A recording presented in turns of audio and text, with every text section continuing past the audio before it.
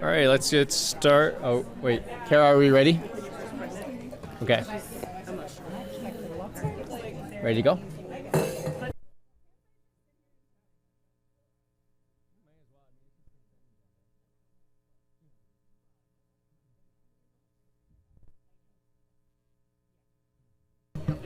All right, let's get started today. Thank you all for being here. This public work session of the Board of Education for November 18, 2025 is called to order. All items being considered this evening are posted on PPS website under the Board and Meetings tab. This meeting is being streamed live on PPS TV Services website and on Channel 28 and will be replayed throughout the next 2 weeks. Please check the district website time for replay times. Good evening and welcome. Again, thank you for being here and taking your time out of your day to care about public education. Before we get started, some housekeeping reminders. We're excited that we have so many community members out here as well today.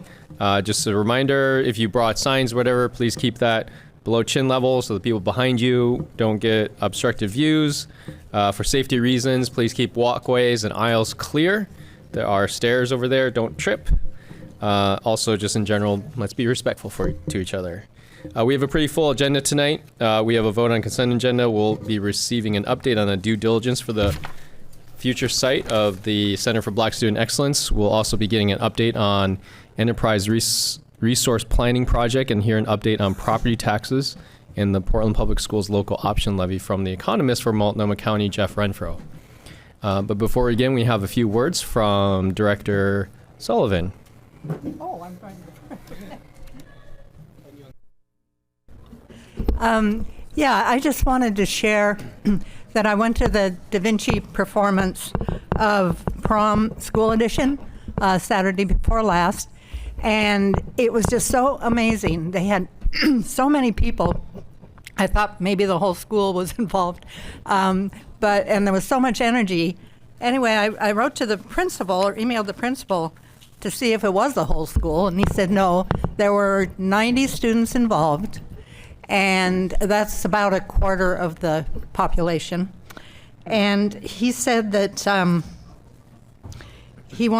asked him to share something about it, and he said that they had roughly 90 students participate, and the entire school is allowed to audition for the performance. It sounds like what you were saying too about Roosevelt. But the number of students who actually participate varies largely on the production, and that the principal always tries to choose things where lots of people can be involved. But I was just so impressed with the work. Besides the performers, all the kids did the teching of it, and they even had a program where students had made the program. And I just wanted to call out, here we've got all that wonderful art back there, but we've got all sorts of different art in many forms coming from PPS. I just wanted to appreciate it. And I know that Christy was able to see it too, and I don't know if you had more to say. Well, I'll just do a shout out because it doesn't always happen that a kid from when they are a baby and they are like a remarkably talented teenager.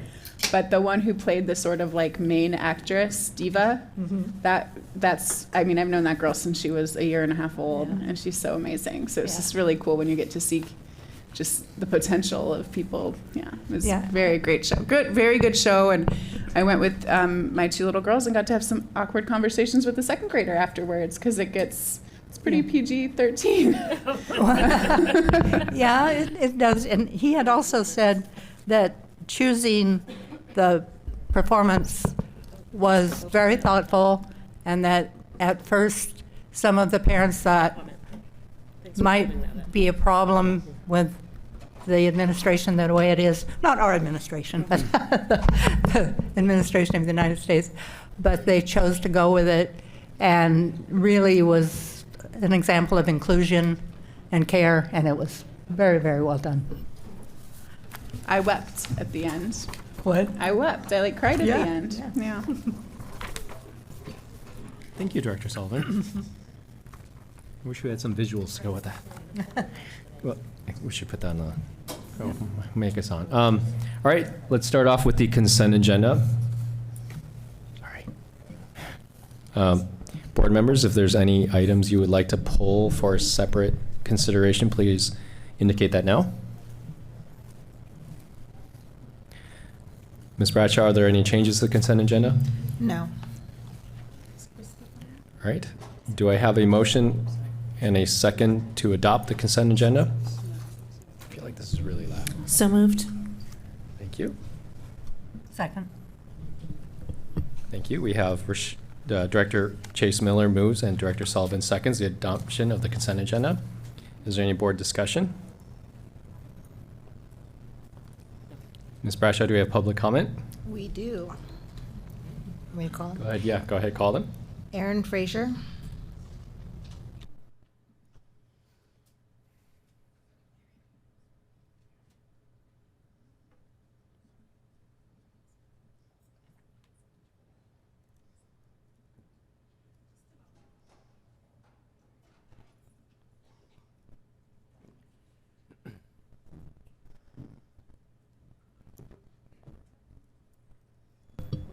Thank you, Aaron.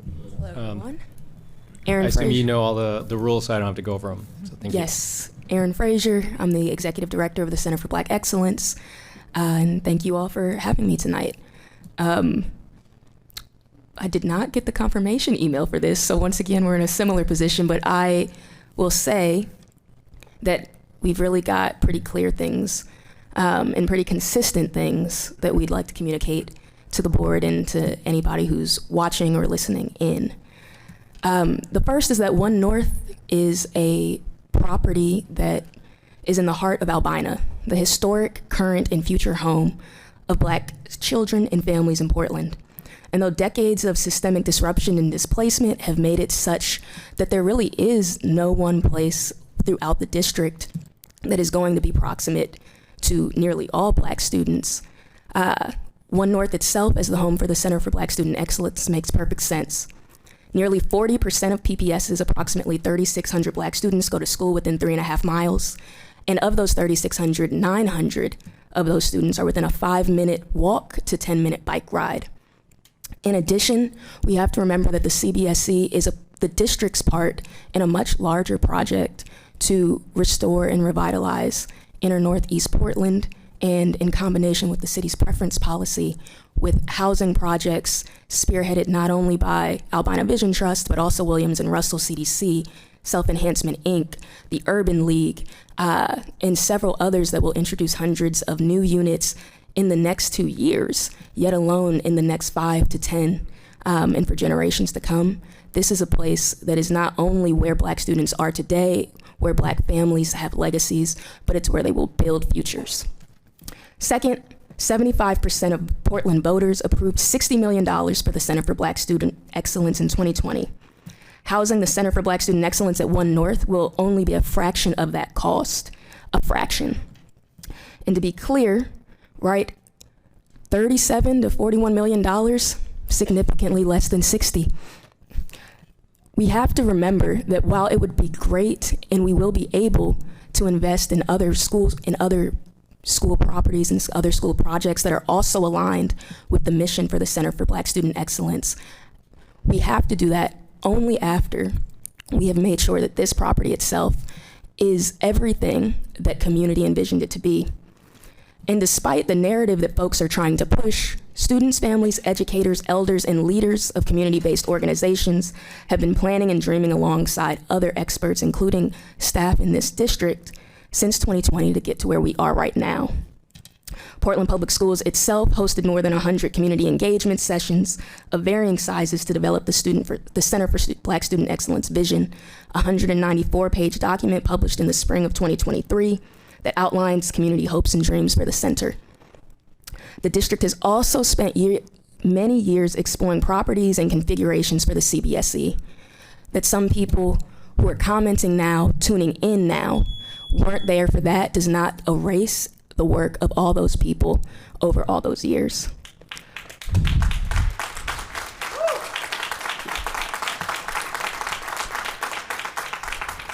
Thank you.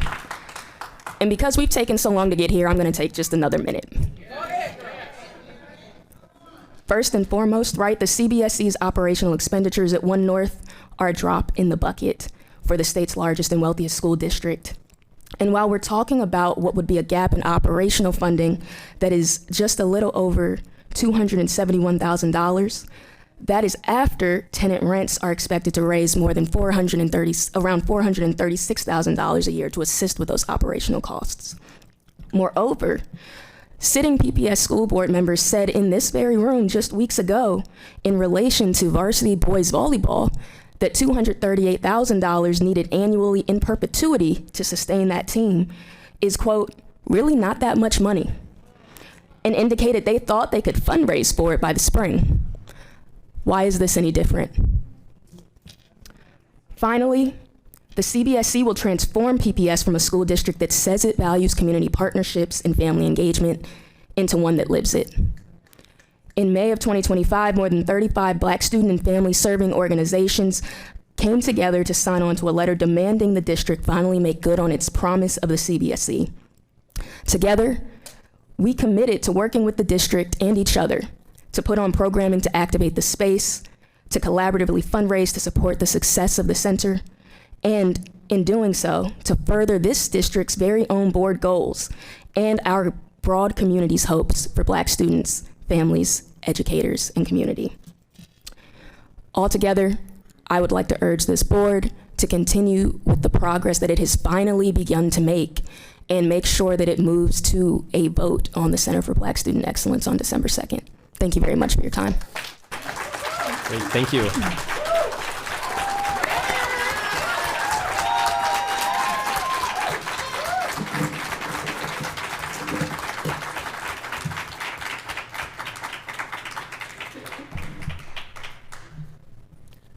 Thank you.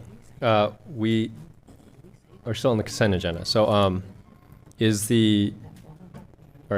no discussion on the consent agenda. We'll be now voting on resolution 7212 through 7214. All in favor, please indicate by saying yes. Yes. Yes. Yes. All opposed? Abstentions? Student Director Retorto? Yes. Thank you. The consent agenda as amended is approved by a vote of 6-0 with Student Representative Retorto voting yes. All right, next on we have the first real item tonight is the update on the due diligence report for the One North building that we have identified to purchase as a Center for Black Student Excellence. Dr. Armstrong, could you please take it away? Yeah, thank you, Chair Wong, and I know that the team will come forward that's presenting. So we're looking forward to the discussion tonight. So you all will receive an important update on our due diligence process for the One North building, the proposed home for what will be the epicenter for activity, learning, and upward mobility for our students and those who support them. The center is a component of our commitment to improve outcomes for students across Portland. As part of honoring that commitment, we have been working to identify a permanent, high-quality home for the center that reflects the importance of the work. Identifying the right long-term home for the work is essential, and the One North property remains our top candidate. Over the past several weeks, our real estate and facilities team, along with our external partners, have been conducting a comprehensive due diligence review of the property. Now, I want to pause to acknowledge two important points. First, we do have programs planned, and you will hear more about that this evening. And second, Portland Public Schools maintains tenants in several locations across the city, and our real estate team actively manages that portfolio. The revenue generated from these leases provide meaningful support to our district. I wanted to pause and say that because it sounds if from some of the conversation that the idea of having tenants in the building is new to Portland, and it is years and years old. So I just wanted to emphasize that.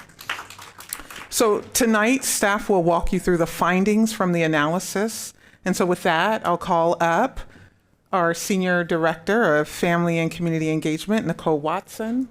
We have Dana, who is our Senior Director of Real Estate and Construction. And I'll turn it over to you two. I think you have the flipper. Oh, do you want it? Sure, I can. Good evening, Board of Directors, Chair Eddie Wong, and Vice Chair Michelle DePass, and our student representative, Ian Retorto. Thank you, Superintendent Armstrong. Tonight, we are excited to share a little bit more about what we are not envisioning what we are dreaming and building in our new Center for Black Student Excellence. I'm going to start us tonight with a quote by the late Representative John Lewis. There we go. Oh, shoot, sorry. Where are you going, girl? Okay, there we go. We're doing great. Technical difficulties. All right. So I want to start with grounding us in what we mean when we say beloved community. The beloved community is not some random utopia. I'm paraphrasing now. It is the real world when we can build. Let me pause. The beloved community is not some utopia. It is the real world we can build when we live by love and by justice. And I know we don't talk a lot about love in educative spaces, but tonight we are going to.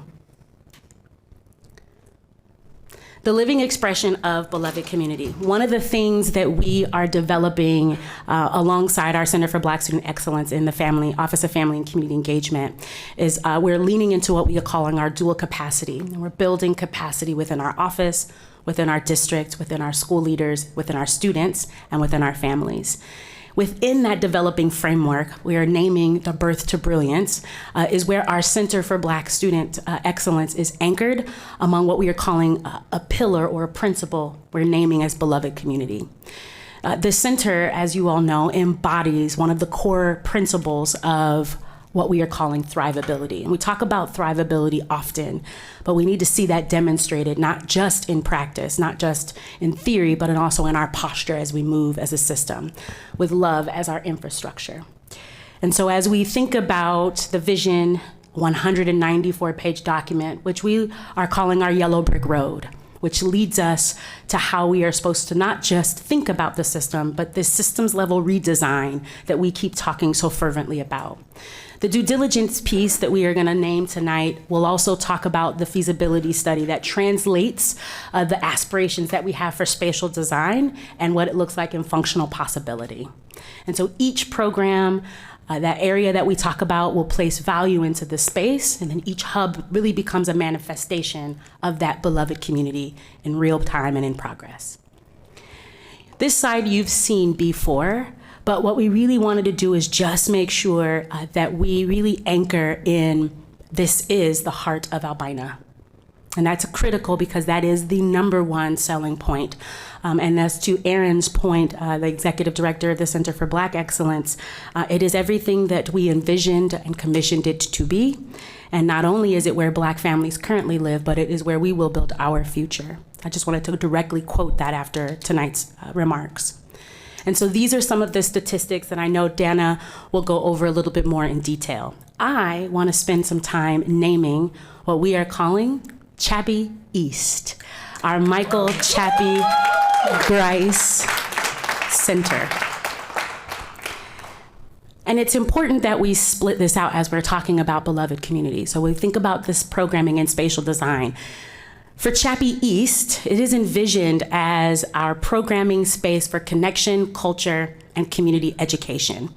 This is where we will be including and launching our 8,000 hours of tutoring and academic support to extend the learning day, which is deeply important, where family and community education can thrive. I'm thinking of our friends in the house tonight from Black Parent Initiative and our workshops that we can co-partner and lead together. I'm thinking of our teaching, learning, and learning space led over by our senior chief of academics, Christina Howard, and thinking about professional learning for our educators that is centered on culturally responsive practice that we've gotten as out of the outcomes of our culture in the classroom. The Chappie Center will also not only hold those pieces, but our arts and storytelling, which is so deeply important to Black community. Our intergenerational programs, because our elders and our pillars need and deserve a space to also be within community. We know from research and our own data that students who feel connected to their identity, to their community, and to their school culture show higher attendance, stronger academic growth, and increased persistence in the areas that it deserves the most. Cultivating belonging and connection is one of the core principles of family and community engagement.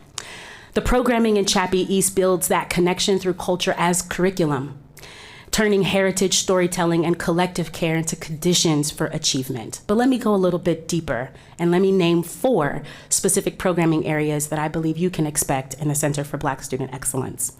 Academic tutoring and extended learning. That's me doubling down on that 8,000 hours of tutoring and academic support, coordinated with school-based teams and mentorship and all of those pieces. Family and community education, regular parent and family academics hosted in partnership with family and community engagement, focusing on supporting learning at home, which is work we're seeing across our district continuous improvement plan. We call that stitching, meaning what we're doing on one side of the house, we're doing on another. We'll also see professional learning for our educators, on-site culturally responsive teaching labs and equity-centered leadership series for our beloved educators. This might be in our space that we are calling our Joyce Harris Legacy Hall. All right. Not yet, baby. Not yet. Okay, Not yet. Taking my thunder. This is the space where you can expect professional development, symposiums, and convenings translating Black educational excellence into practice. And finally, you can expect community cultural programming, ongoing art residencies for our beloved artists that are in the space, cultural festivals, oral history projects that celebrate Portland's Black educational legacy. The Center for Arts and Culture, a living museum, if you will, can host rotating student and community exhibitions linking culture to curriculum, strengthens our identity, our sense of belonging, and our baby's motivation around core predictors of academic engagement. Why this matters. The Chappie East brings together the academic, the cultural, and relational ecosystems that students deserve in order to not only live, but to thrive. Every tutoring hour is paired with mentorship. Every family workshop deepens partners and partnerships with our schools. And every cultural gathering becomes a literacy, wellness, or leadership learning opportunity. By grounding student achievement in community connection, the Chappie East delivers outcomes that go beyond our test scores. It cultivates thriving learners, engaged families, and inspired educators. This is what beloved community looks like, not in theory, but in practice. Learning surrounded by belonging, achievement wrapped in care. Let me talk a little bit about the Dr. Harriet Adair Center, what we're calling Adair West.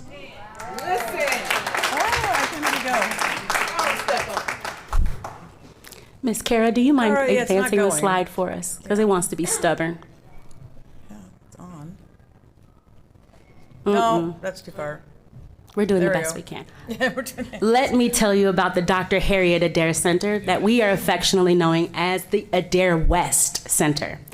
The West Building is dedicated to the pursuit of academic brilliance, imagination, and innovation. And if you know anything about the Dr. Harriet Adair, this is a namesake. The programming will focus on academic brilliance, innovation, and instructional design. This includes STEM-based learning labs. I'm thinking of our friends in the space from Building Blocks to Success and iUrban Teen helping us build out our STEM space. We're thinking of dual credit and internship partnerships, digital media and design studios, student innovation residencies that connect education to enterprise. Our babies deserve enterprise. Adair West will serve as the district's incubator for extended learning, career-centered or connected programming, and educator development, where ideas become instructional models for our district and beyond. Together, these programs will move our district from talking about equity to building an infrastructure that delivers it in hours, in opportunities, and more important, in outcomes. We are not just building a center.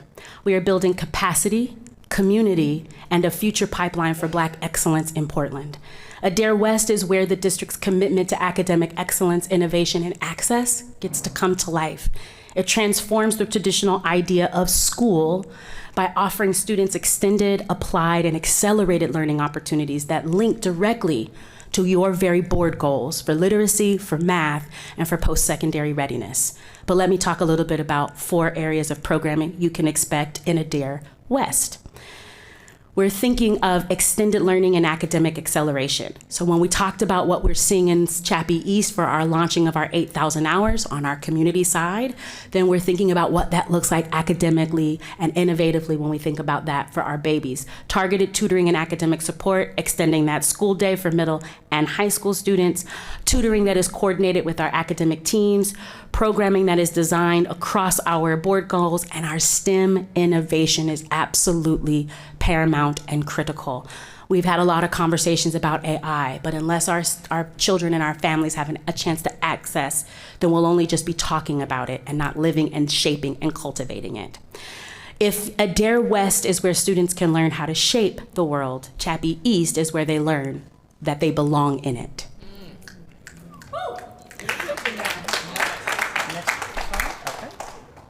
I want to talk a little bit about the brass tacks, our conceptual fit. And for this, I'm going to pull directly off of our slides. So we have received our feasibility study, which the feasibility study did exactly what we had intended for it to do, which was tell us that it is a conceptual fit. The vision that community left us, the yellow brick road, our breadcrumbs, then that tells us that what our community has envisioned indeed fits in the One North property as our Chappie East and our Adair West. Their conceptual test fit confirms this. So in this space, what we can expect is our Center for Arts and for Culture, this living museum of cultural studio where Black culture, art, and history are preserved and cultivated. We're talking about our events center, which is our Joyce Harris Legacy Hall, the soul of our community gatherings, which is deeply important, a space where education meets celebration designed for shared meals, cultural performances, and professional learning. Our leadership hub supports the people and partnerships who steward this work. We've talked a lot about where do we get the FTE. We have it in our house already. We just now get to use it in more creative and innovative ways, which is, I think, the idea of the center. Next, I want to talk a little bit about our resource hub. We need our connections, our connection between public realm and the innovative work that will happen throughout our building. Our innovation studio, which is deeply important because we have launched at one point an innovation studio within Portland Public Schools, and we think it deserves a sunrise again. And what that could look like in an innovative space, bringing together students, educators, and partners to explore STEM, explore digital design and media content and problems in our world that our babies deserve access at solving.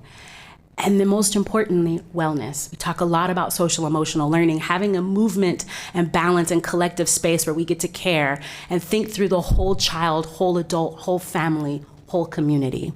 And so in this part, we think about our wellness center.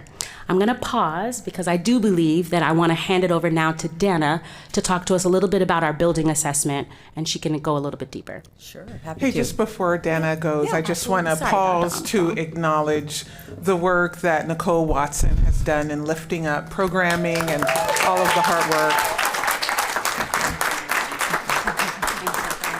Thank you so much, Nicole. And now I look forward to hearing from Dana. It's so much less interesting. Nobody ever applauds building assessments, but okay. Talk about HVAC, it's so exciting. So the buildings are currently used as commercial office space. Changing them to education means we will change the occupancy from a B occupancy to an E occupancy, and that's going to necessitate some additional life safety measures, seismic, fire suppression, things like that. It's probably 10% of the overall budget. It's not huge numbers, but there are things, depending on where we place things in the building, we're going to need to probably do some modifications to the building for the e-occupancy. We've identified that there's this, the worst case scenario would be about 15,000 square feet on the upper floors that we would not utilize for classroom type space. But that doesn't mean we can't have kids in there. It just means we're not having kids all day and in the space, that kind of thing. So until we really sit down and go through the program and figure out where all the pieces are going to go, well, that will determine where we need to do some work. But we're absolutely certain we can fit the program very well into these buildings and with space left over for community partners or rent-paying tenants. We like that idea. So that's the overall building assessment. These are good buildings. They're 10 years old. They're in good shape. They've been well maintained. So that's actually what I said in the beginning there. The HVAC system, we are recommending replacing this. It's a system that we have in some other locations. The refrigerant that's being used is being phased out. So when we go in to do improvements and we start doing construction in the building, that's the time to replace an HVAC system, because it's an invasive process. So you really don't want to do that later because it's very disruptive. The buildings are currently professionally managed. We have reviewed those operating expenses. They're consistent with what we see in the marketplace and what our experience has been as property owners. So I don't have a lot of concerns there. And we will continue to work with that property management company for a while as we transition and kind of figure out who's on first in terms of tenants that we may be moving around or reshaping. So, and then we will take over the management. As Dr. Armstrong mentioned previously, we do own a fair amount of real estate here, and we have leases in other buildings that we manage. So that's not new to us. And just making a point about the property taxes, because we've heard this has come up, that the commercial tenants pay their pro rata share of the operating expenses and the common area maintenance charges, and their pro rata share of property taxes. PPS does not pay property taxes on vacant land or land that we use for our own educational services. Parking is limited at the site. I know people have talked about that a lot as well. There is an LLC actually that owns the middle portion between the two buildings, and which we would be a 70% owner in that, or manager in that. So they do lease from the church that's adjacent to the property there, about 24 spaces. That goes through June of 27, and we've already reached out to them to let them know we'll be talking to them post-closing, because we would like to extend that, of course, to provide some additional parking for the site. In going through the real property due diligence, as well as the physical aspects of the building, we've also looked at the title report. Our council has looked at that. We have no significant issues there. We've done an ALTA survey so that we know what the easements are and encroachments on the site. No issues there. We did a level 1 environmental study, which is a non-invasive, but it did not indicate any need for it to move on to an invasive level 2 study. So, and again, because it's 10 years old, we weren't surprised by that. I know we've seen questions in the media about bond compliance, and if there's questions about the bond, I know our contracted legal counsel will be happy to answer those, but we feel absolutely confident that this is usable bond funds. So the timing and the cost come down to how we actually move into this, and what starts first, one building or the other building or both buildings at once, depending on what makes the most economic sense and is most feasible for the program. So the price that we're estimating, 37 to 41 million all in. That's with the HVAC, the construction to change, the building to suit our educational needs, and we're thinking that's probably 24 to 30 months from board approval. As you know, typically design takes upwards to close to a year, because we really got to get down into the nitty-gritty of what do we need in each room, who's accessing it, who's using it, what are they using it for, all that kind of stuff. It's very detailed work, and there'll be a lot of work with the city as well as we work through that. So that was a very quick overview, not nearly as exciting as yours.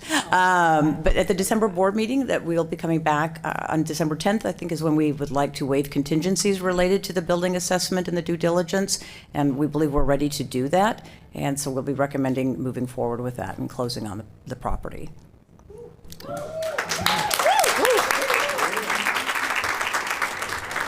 So before we open for discussion and questions, I also want to thank Dana, you. it's okay. Yes, thank you. I want to thank Dana White for all of her work as well. So I appreciate you. Thank you. Thank you. Oh, it's been a long time. It's been a long time. Oh my God. Great. Thank you both for the presentation. Just really quick, I just have a couple things I want to say. I think is more for the public so that people understand and we have it on the record. I just want to be very clear. The 2020 bond allocates $60 million for the Center for Black Student Excellence. And we've been getting a lot of news reports about or emails from people asking why don't we spend this elsewhere? We cannot. That is illegal. The $60 million have to be spent on the Center for Black Student. It's illegal to spend this on not the Center for Black Student Excellence. Thank you. All the way in the back. We have to spend the $60 million on the Center for Black Student Excellence. This money cannot be spent on staff. It cannot be spent on facilities that is not related to Center for Black Student Excellence. It can't be spent on sports field that's not related. So therefore, this discussion about why are we spending this money on Center for Black Student Excellence when we have, for example, budget crises and staff shortages, that's out of the question. We can't. This is an obligation that the voters trusted PPS and the board to carry out in 2020. The other thing I want to also clarify is this number 8,000. I just want to be very clear that we all know what this means. 8,000 is a reference to a correlation between when we look at our students are highest achieving students and our students that are struggling. And when we look at their K through 12 career, what eventually adds up is about what we call 8,000 hours of enrichment time debt. And what that means, enrichment time are things as little as like me reading to my kid every night to bed, to things like summer camp or summer soccer camp, to like ballet classes. They begged you to take them out. Or like we do math problems or math puzzles in the car trip, little things like that, or after school tutoring. These all things count as enrichment hours. And when we look at the students that are struggling, they have an enrichment debt. And the purpose of the Center for Black Student Excellence, this is a vision that didn't start in 2020. It started decades before, was aimed at the purpose. One of the biggest goals of the Center for Black Student Excellence is to start making up for that gap, to bring that gap down to zero. And so therefore, I just want to be very clear, because I know that the number 8,000 has been thrown around quite a bit, and I think there was some confusion about what that meant. And that's all I have to say about it. I just want to clarify those points. Can I just... Thank you. Yeah. No, I appreciate that. Thank you. Wonderful words. And if you could repeat it 10 times, that would be great. But I know we don't have time for that. And I just want to maybe just say one thing about that, which I appreciate, and I think it's the idea around the bond.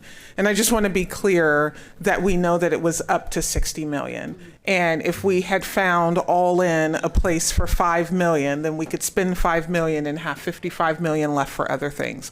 Whether it's 5, 10, 15, 40, or 50, we know that we can go up to 60. So I just want to be clear that any funds that aren't used for whatever we deem appropriate for the CBSC are funds that we're able to do other things with. And so that leaves us almost $20 million to impact other spaces in the area. So I just wanted to make sure that I just go on record for that. But yes, okay.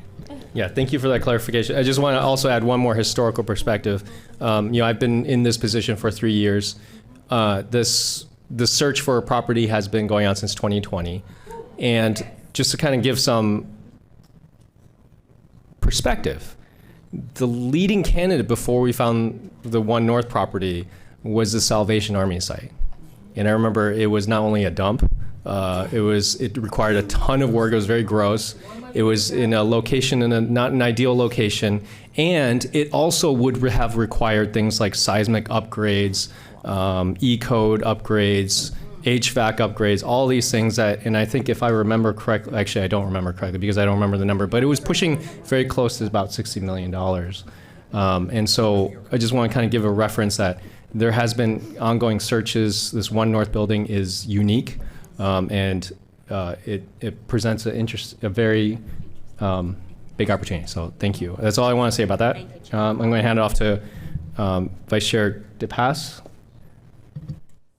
Yeah, I thought everybody played math games in the car. Priuses are 2, Teslas are 7.5 with the kids. And so I appreciate the framing around that 8,000 hours, because I've talked about it, but I haven't been able to articulate what that actually means. But it is those it's just going to the airport with your kids, or taking a trip, or going to the library, or...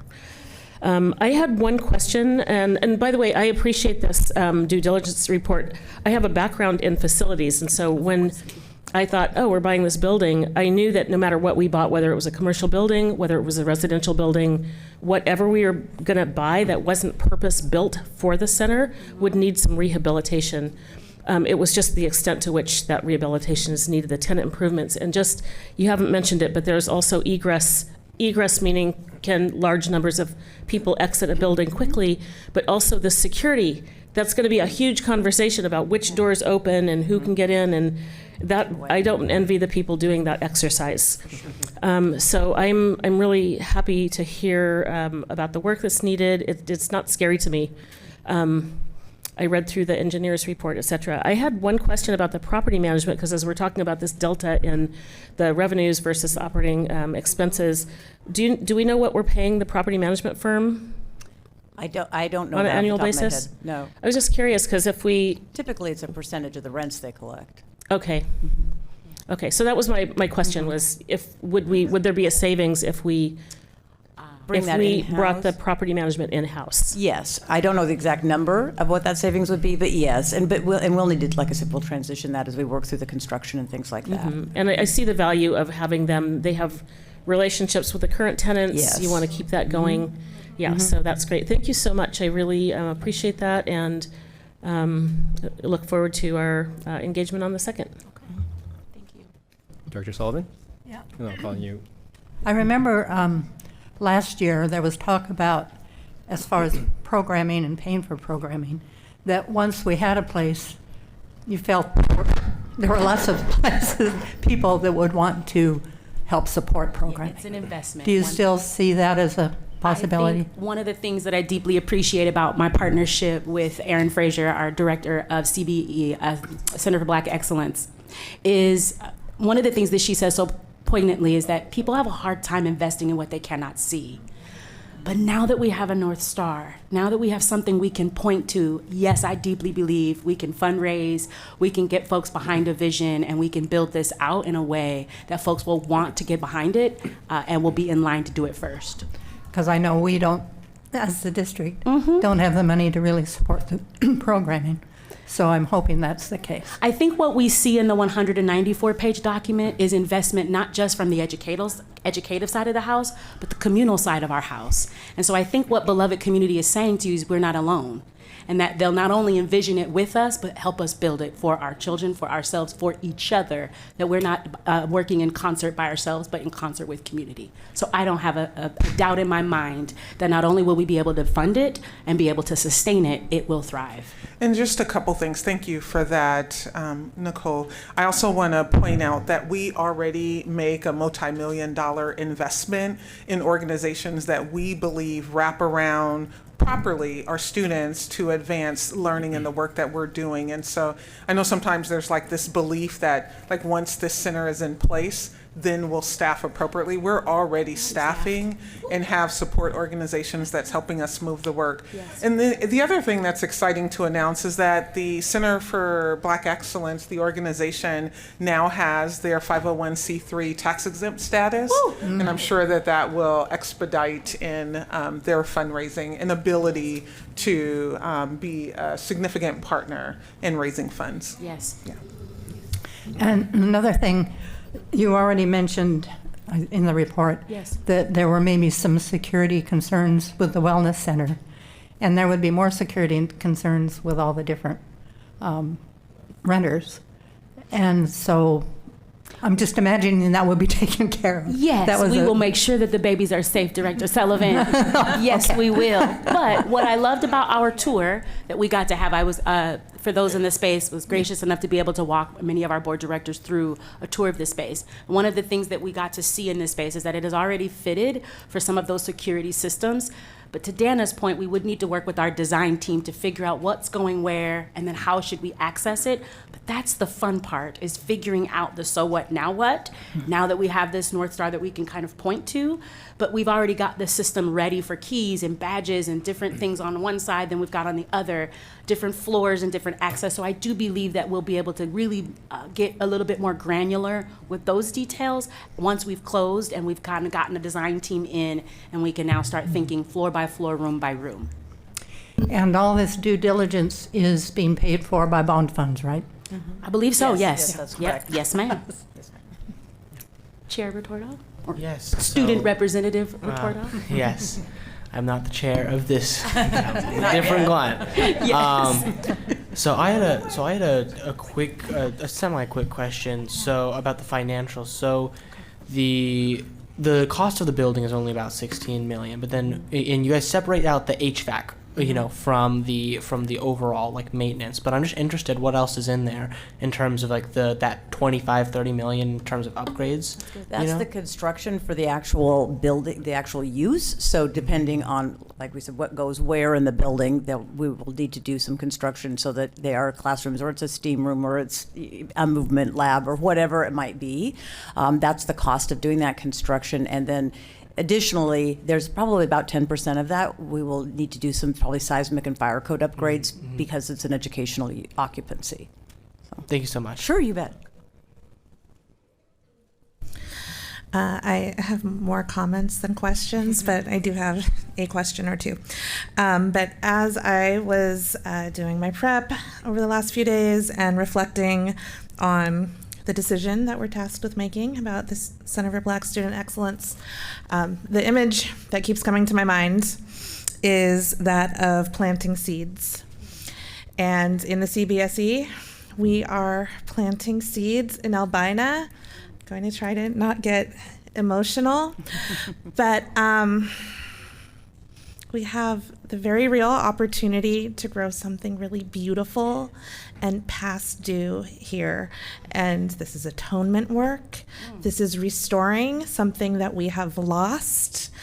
And in combination with the work of Albina Vision Trust and SEI, and some of our other partners, and all of the partners that are coming together to contribute to the Center for Black Student Excellence, we have an opportunity for an Albina Renaissance, and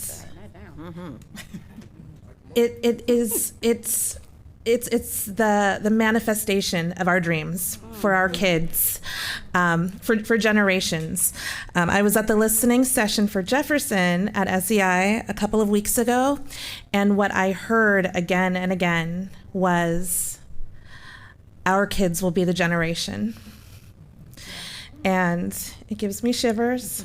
My babies are in this generation, and I am excited for them to have this opportunity near home, near where they go to school, to be poured into by beloved community. And I'm excited for all of our babies to have that. So with that, my questions, you really answered my first question in your presentation. And I'm just going to surface some of what I've heard, some of the questions that I've heard from the broader community. There have been questions about how the CBSE will specifically address the gaps in educational outcomes we've seen for Black kids for too many years, and how the CBSE will directly impact board goals. But I think you spoke to that, so if you have more to say, you can, but I think you got that covered. My other question, and again, this is in response to some of the questions coming out of the broader community. Can you please speak to the difference in types of tenants and the difference between commercial tenants and our community partners that will be occupying space at the CBSE, and how we are considering those relationships, what the purpose and function of those different types of relationships is, and if there's anything fishy going on. There's no fish. Before Dana answers that, let's tackle the academic one. And I just want to emphasize, and I know the team has heard me say this, our tier one, our primary goal is making sure that all of our students, particularly our Black students, are receiving a high quality education in the classroom that they sit in every day. So that's first, right? And then I think when we think about the 8,000 hours and all the activities that wrap around not only our students and our families, is where we imagine this work accelerating and really bringing power to what we're looking to do as Portland Public Schools. I know that I shared this a couple of weeks ago with you all, but this year, after the testing results from the spring, was the first year that we stopped a 9-year decline in ELA for Black students in Portland Public Schools. So I only say that to say that what's happening in the classrooms matter. Our curriculum, our instruction, our professional learning, that continues, and this enhances that work that we're doing in the classroom. You kind of stole my thunder. Oh, I'm sorry. Dr. Give That's it back. impossible, Give Nicole. it back. So what Superintendent Armstrong just shared is that, right? So what we know is happening in our classrooms are absolutely critical and paramount. As a former building leader and principal, I can tell you it's not enough sometimes. And for babies that live in our margins, we must wrap around them, which is why we call them wraparound support. And so we're already seeing this model. All the Center for Black Student Excellence gets to do is double down on what we believe culture and belonging and connectedness thrives and how it provides a centering for our babies. So I think the classroom component is absolutely critical, but the wraparound support is just as critical, because what happens when they leave our school doors and they go into community, what we want is coherence and reinforcement. What we're seeing at our district level is that coherence. What we're about to watch and do with Center for Black Student Excellence is duplicate that coherence into community, so that we're stitching all across our system so that everything points back to our board goals. So while I could specifically lay out absolutely floor by floor, and I was prepared for that, floor by floor, it would still be just a vision at this moment, but it is all so that we can wrap around our district continuous improvement plan, which is at the center of our academic our point. And what that work tells us is that not only does what are we doing in the classroom matters, what we do in community equally matters, so that our babies are feeling the both and, not the either or effect. Yeah, and then I just want to underscore that. I just want to be personal here for a little bit. So I have a sister who lives in another state that's in critical care. And so I am caring for my 11-year-old nephew and my 14-year-old niece. They attend school at Fabian and Jefferson. And even as superintendent, sending them to school during the school day is not enough. I find myself asking those schools, what else? And because I got to tell you, it can be traumatizing as a Black woman sending Black school kids to school every day. Come on. Like that's a reality and that's a truth.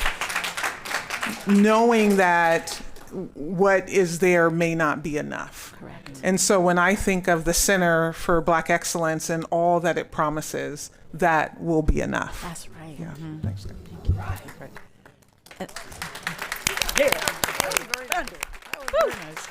Director Sullivan? The question. I think, did we answer your question about commercial versus, are you okay? Okay, good, Oh, wait, thanks. I'll call you next. Oh, Thank you, yes, Dana. answer that. Yes. So commercial, well, all we mean by commercial tenants are tenants that pay rent in an office building that aren't necessarily our community partners. They happen to rent space from us. So that's the difference of what that is. But a community partner may also rent space from us, but they're part of our whole ecosystem. So that's the distinction between those two, if that helps. And I think we're going to have to spend some time in our design team determining what our MOUs look like, what our agreements look like for tenancy. And so those are some of the spaces that we get to bring community back in and then work on our operations side of the house to ensure that there's that word again, coherence. I just want to follow up really, tag along question that has to do with that. In the feasibility study report, it mentioned the upkeep is about $700,000 a year, right? And it mentioned that it's expected that the commercial tenants would cover about 400-something thousand, and because PBS doesn't have to pay property taxes for the part that PPS uses, but we do have to pay property taxes for those commercial portions, right? Mm-hmm. And so that 400-some thousand covers the property tax as well. Is included in that estimate? Yes. So the property tax that we get charged that's just a pass through basically, because the tenants that are commercial tenants that are for-profit organizations have to give their pro rata share. So they're billed for that. So they pay that portion of it, just like the common area maintenance charges. Community partners, typically 501c3, they don't have property taxes either. Awesome. Thank you. Director Sullivan, and then Student Representative Retorto. It would probably happen that some of the students who most need the care and the love won't be able to get there. So will you have outreach as well, and outreach into the schools as well? That will need to build. We're not to building build it that. until we get a yes, but Okay. yes, that would be the partnerships that we'll be building with our community-based orgs. And then there'll be an opportunity for us to expand our reach with once we get our center up and operationalize, figuring out what those connective tissues are to the other sites. But that's the spider web effect. That's the ecosystem that we're referring to and talking about. But yes, that would be a definite part of our overall goal would be ensuring what do we do with scale? How do we ensure whether it's shuttles, walking school buses, the buses that are parked adjacent so then we can then walk to the center, the parking spaces. We will get our children there. That is absolutely doable and feasible with this site. Thank you. Chair, student So representative? this is just another quick financial question. So for the parts of the building which we will only be leasing out commercially, do we still have to upgrade those up to E-code? No, we're not. Well, Oh. no, but it depends on what if that's like one. You're getting into the real specifics. If there's maybe on one floor, there's one commercial tenant, and then the rest of it is we use it for for educational purposes. So we probably would have to do it then. So it really depends on where they're at in the building and what else we would be doing. It's our use that drives the change. So whether we can separate them out from that or not, we'll have to just see where things land. And Student Representative Retorto, that does sound like something we could potentially pitch to our district student council around design systems thinking so that we have student voice elevated at that discussion. Yes, thank you. Okay. Like that. Director Split? I have a couple questions and a comment. So I wanted to clarify a couple of things. One is, I saw on your slide something about the city may restrict our use of the top floors due to the height of the buildings and the fact that they're mass timber. Mass timber? Yes. Is that something that we'll be working with them to figure out? Because I'm real attached to that kitchen. Yes. So as we go through the design process, which again was very detailed and takes quite a long time to go through, we'll begin to work with the city on what would you be requiring us if we want to keep this and have, what are we doing with the kitchen? Is it random classes? Is it all day, every day there's students there? What is the use like? What are the age of the students? Things like that. So we'll be working with the city around can we mitigate an issue if we need to, which we may have to do that, which could be stairwells, doing increased fire prevention in stairwells or floors and ceilings. So yes, that's a beautiful kitchen. I agree with you, Director Split. I guess I'll really use it. I'll hold forth for a second, just to loop everyone in who hasn't seen the space. The 5th floor of Chappie East has just an epic commercial kitchen. And it is like the exact type of kitchen that will take a kid who's like, I don't want to cook, and will turn them into like, James I will be cooking meals for my children in 30 years. And to me, like, I think cooking is a skill that's pretty darn important, right? So I just feel like it would be I really hope we can figure that out. So I'm just gonna put a finger on the scale of like, let's figure out how to teach kids to cook in such a magical space. One of the things, I concur. Chair Split, thank you for that.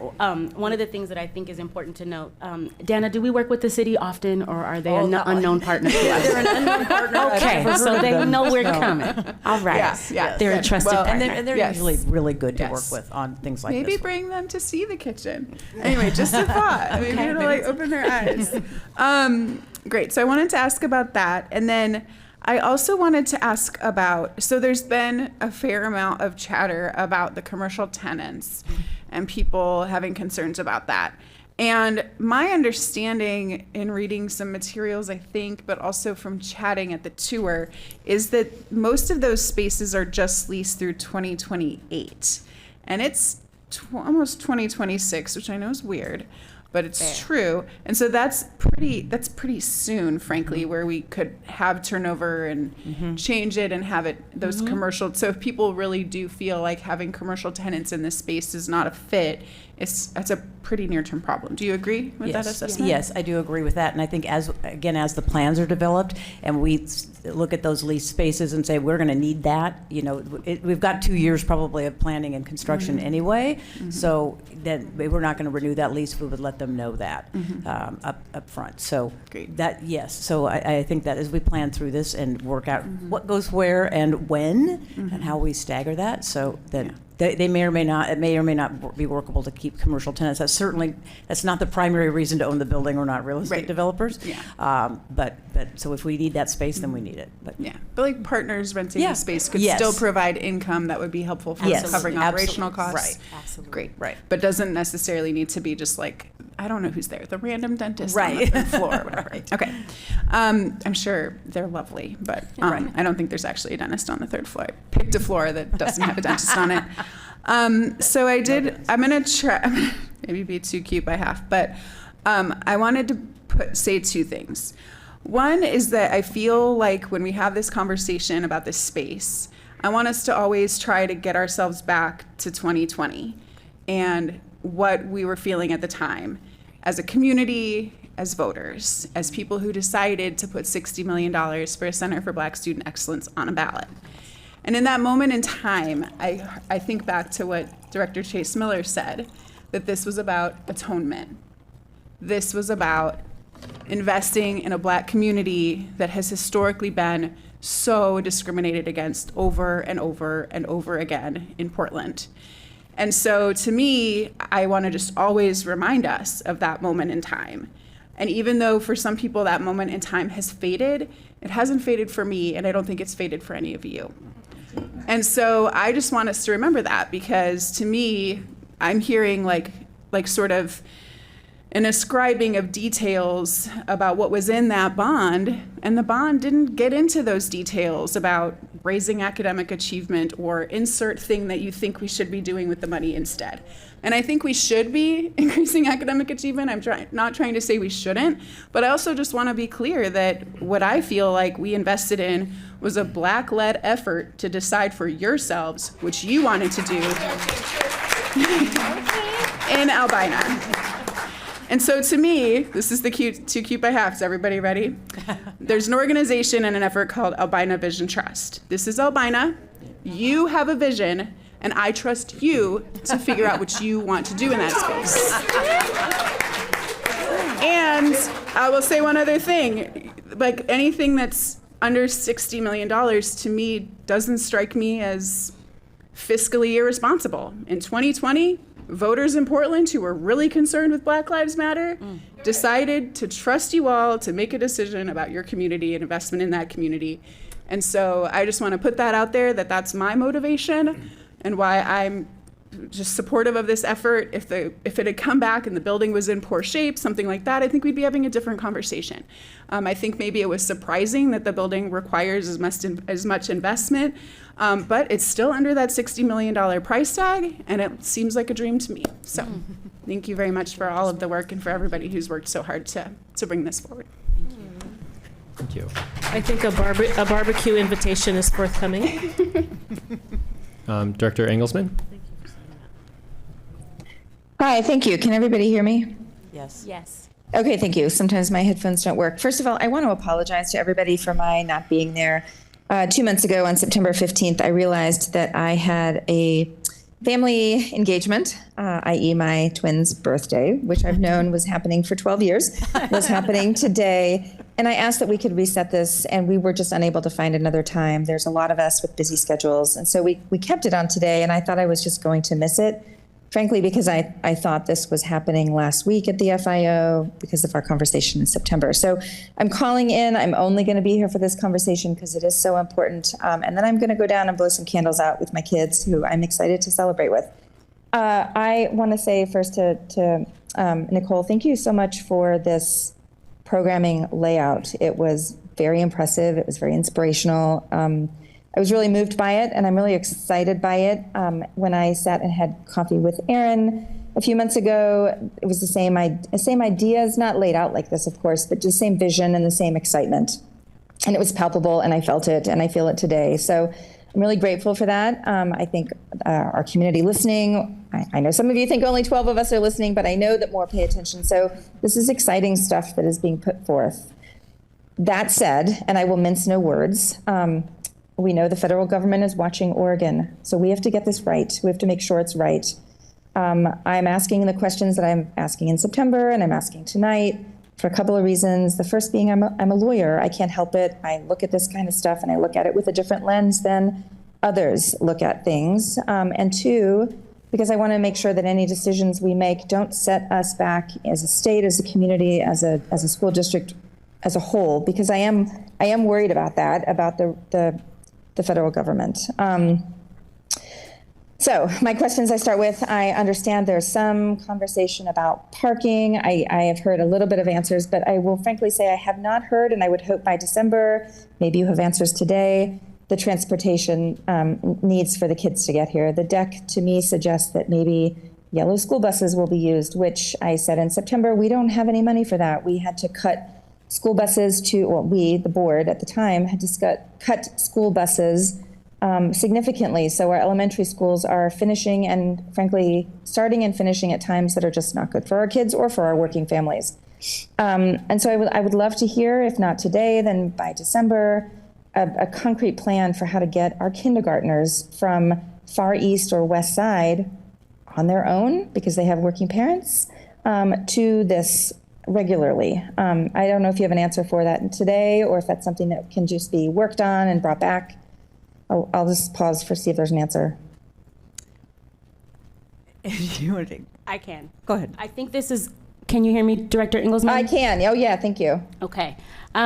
We talked about this a little bit, and we've been talking about it a lot. It is a puzzle piece that we'll have to figure out, no different than we would have in any other of our buildings and any of our programmings. We thought a little bit about some of our programs like our MPG, which it's a citywide, so students that need to get themselves there from all different avenues and times and accesses. So I think it will require some creativity, and it will require for us to think about a systems level redesign and what that looks like and how we are creative with thinking through solutions to get our children there. But I do think we can, and I do think that we're in the process, and of course it's going to require a little bit of nuance with that design team to be able to figure out what that looks like, what the city will allow, what we can build, what we can do, what we can create, and then how we can kind of work around some of our challenges and our barriers for the programming side of that. I know our ops team always has a different lens in which they look at some of these solutions.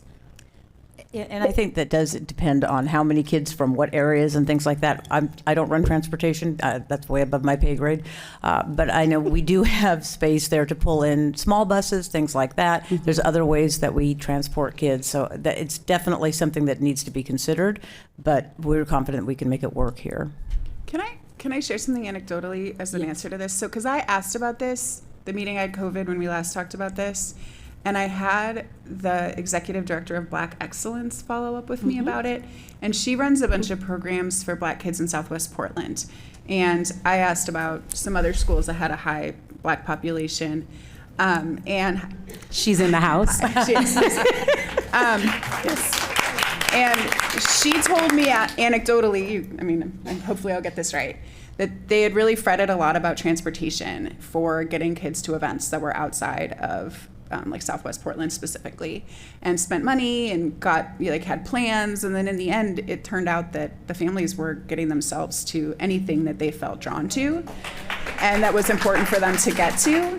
And it really helped me feel more comfortable, being that I represent Southwest Portland and represent plenty of Black kids who would really love to be part of this. Absolutely. And also, I'm not sure who I also talked to about trying to also align programming, like making there be like some special occasions where it's like a week in the summer where we're bringing kids from further aflung in other parts of Portland, since they can't be as much every day. But it's kind of like when you have family that live far away, you don't see them every day, but when you see them, you really get that intense experience. Sure. So we can also use that. So somebody else said that to me along the way on this, trying to help me feel more comfortable with that issue. Hopefully that's helpful. And then I know our superintendent might pop in, but I'm going to pop in before she does. What I will also say is, and I want to requote Erin Fraser again, that 40% of our babies live within 3.5 miles from our space, which is a 10-minute bus ride, a 5-minute walk. And then when we talk about Albina Vision Trust, if we trust them, the investment in our development of building affordable homes within our area ensures that over 100 or so children would be on their way into our community forthwith. May I add a little historic context? Sure. So please. Way back in the Wayback time, Black students were bused out of this neighborhood. And you know what? Our moms got us to wherever we needed to go. Yes, they did. And some of the siblings took the buses, like literally from this neighborhood to Ida B. Wells. Our students are driven all over town every day.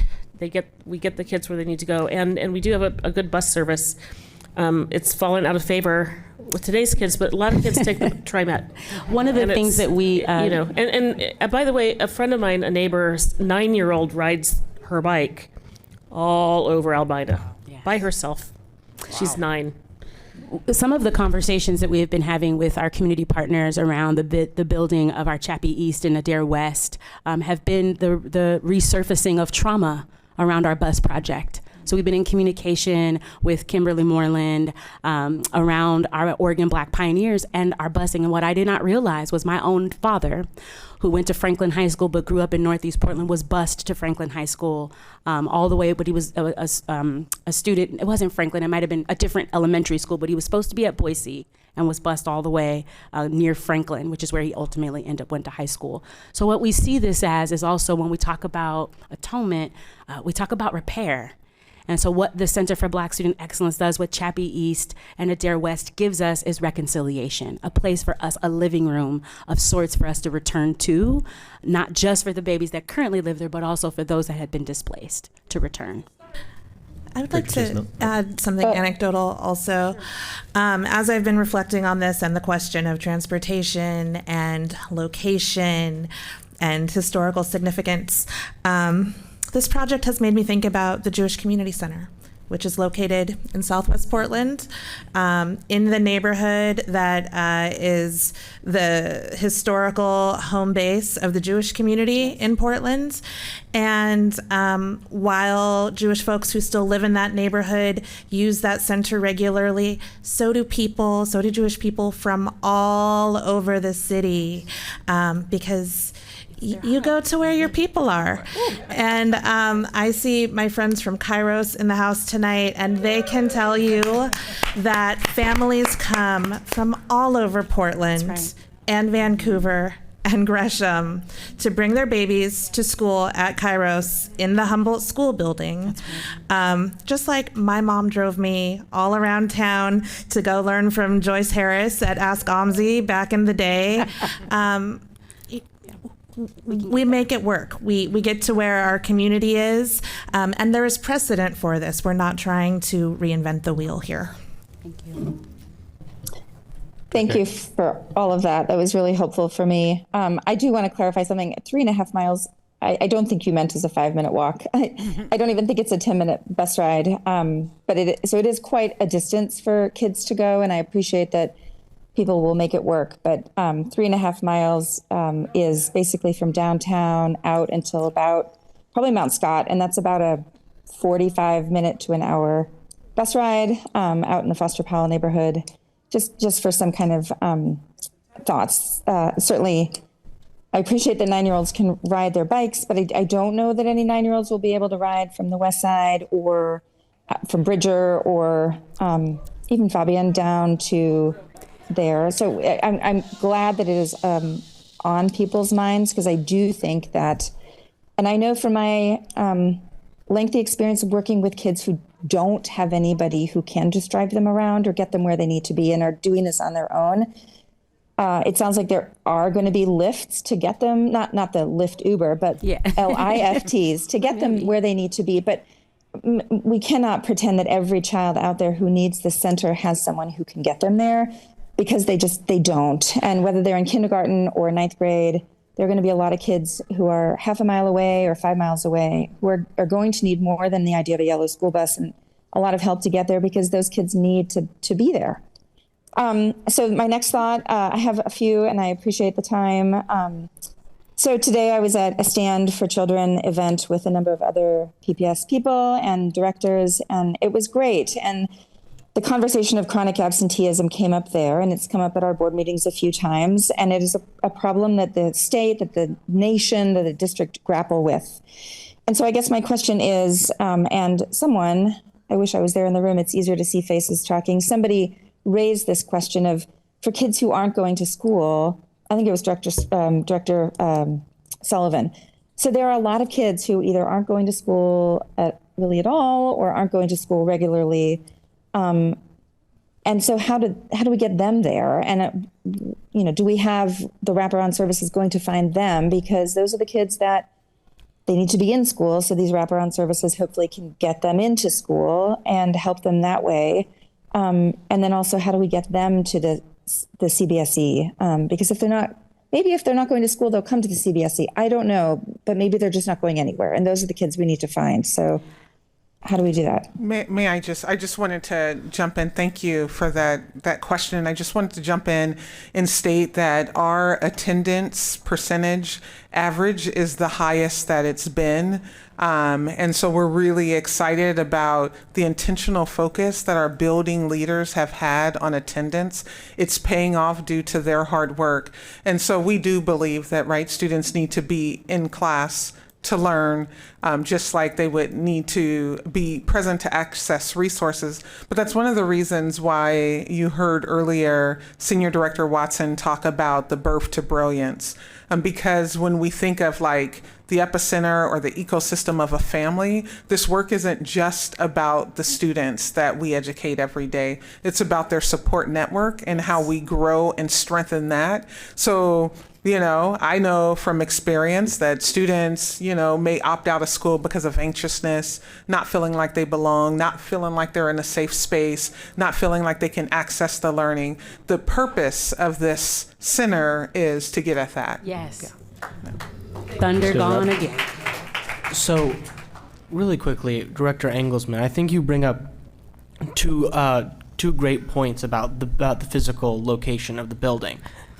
With regards to its distance.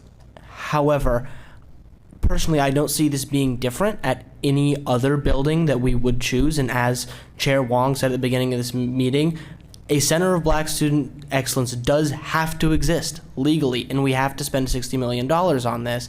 And so personally, I love this location, and I don't see there being a better location, for the Center of Black Student Excellence. As you said, 40% within 3.5 miles. It's like, sure, there might be a few kids, who it's a little bit farther, but it's like, I just don't see that being different in any other building. And I think that we have to be careful here, and of course, we need to be diligent and we need to make sure that we're spending our money wisely. But I think that we need to be careful here and not let perfect be the enemy of good in this situation. You better. Yeah. You bet. Thank you, Student Representative Retorto. I appreciate that. To Director Chase Miller's conversation about what it's made her think about, all of this conversation has made me think about our trip down to Compton.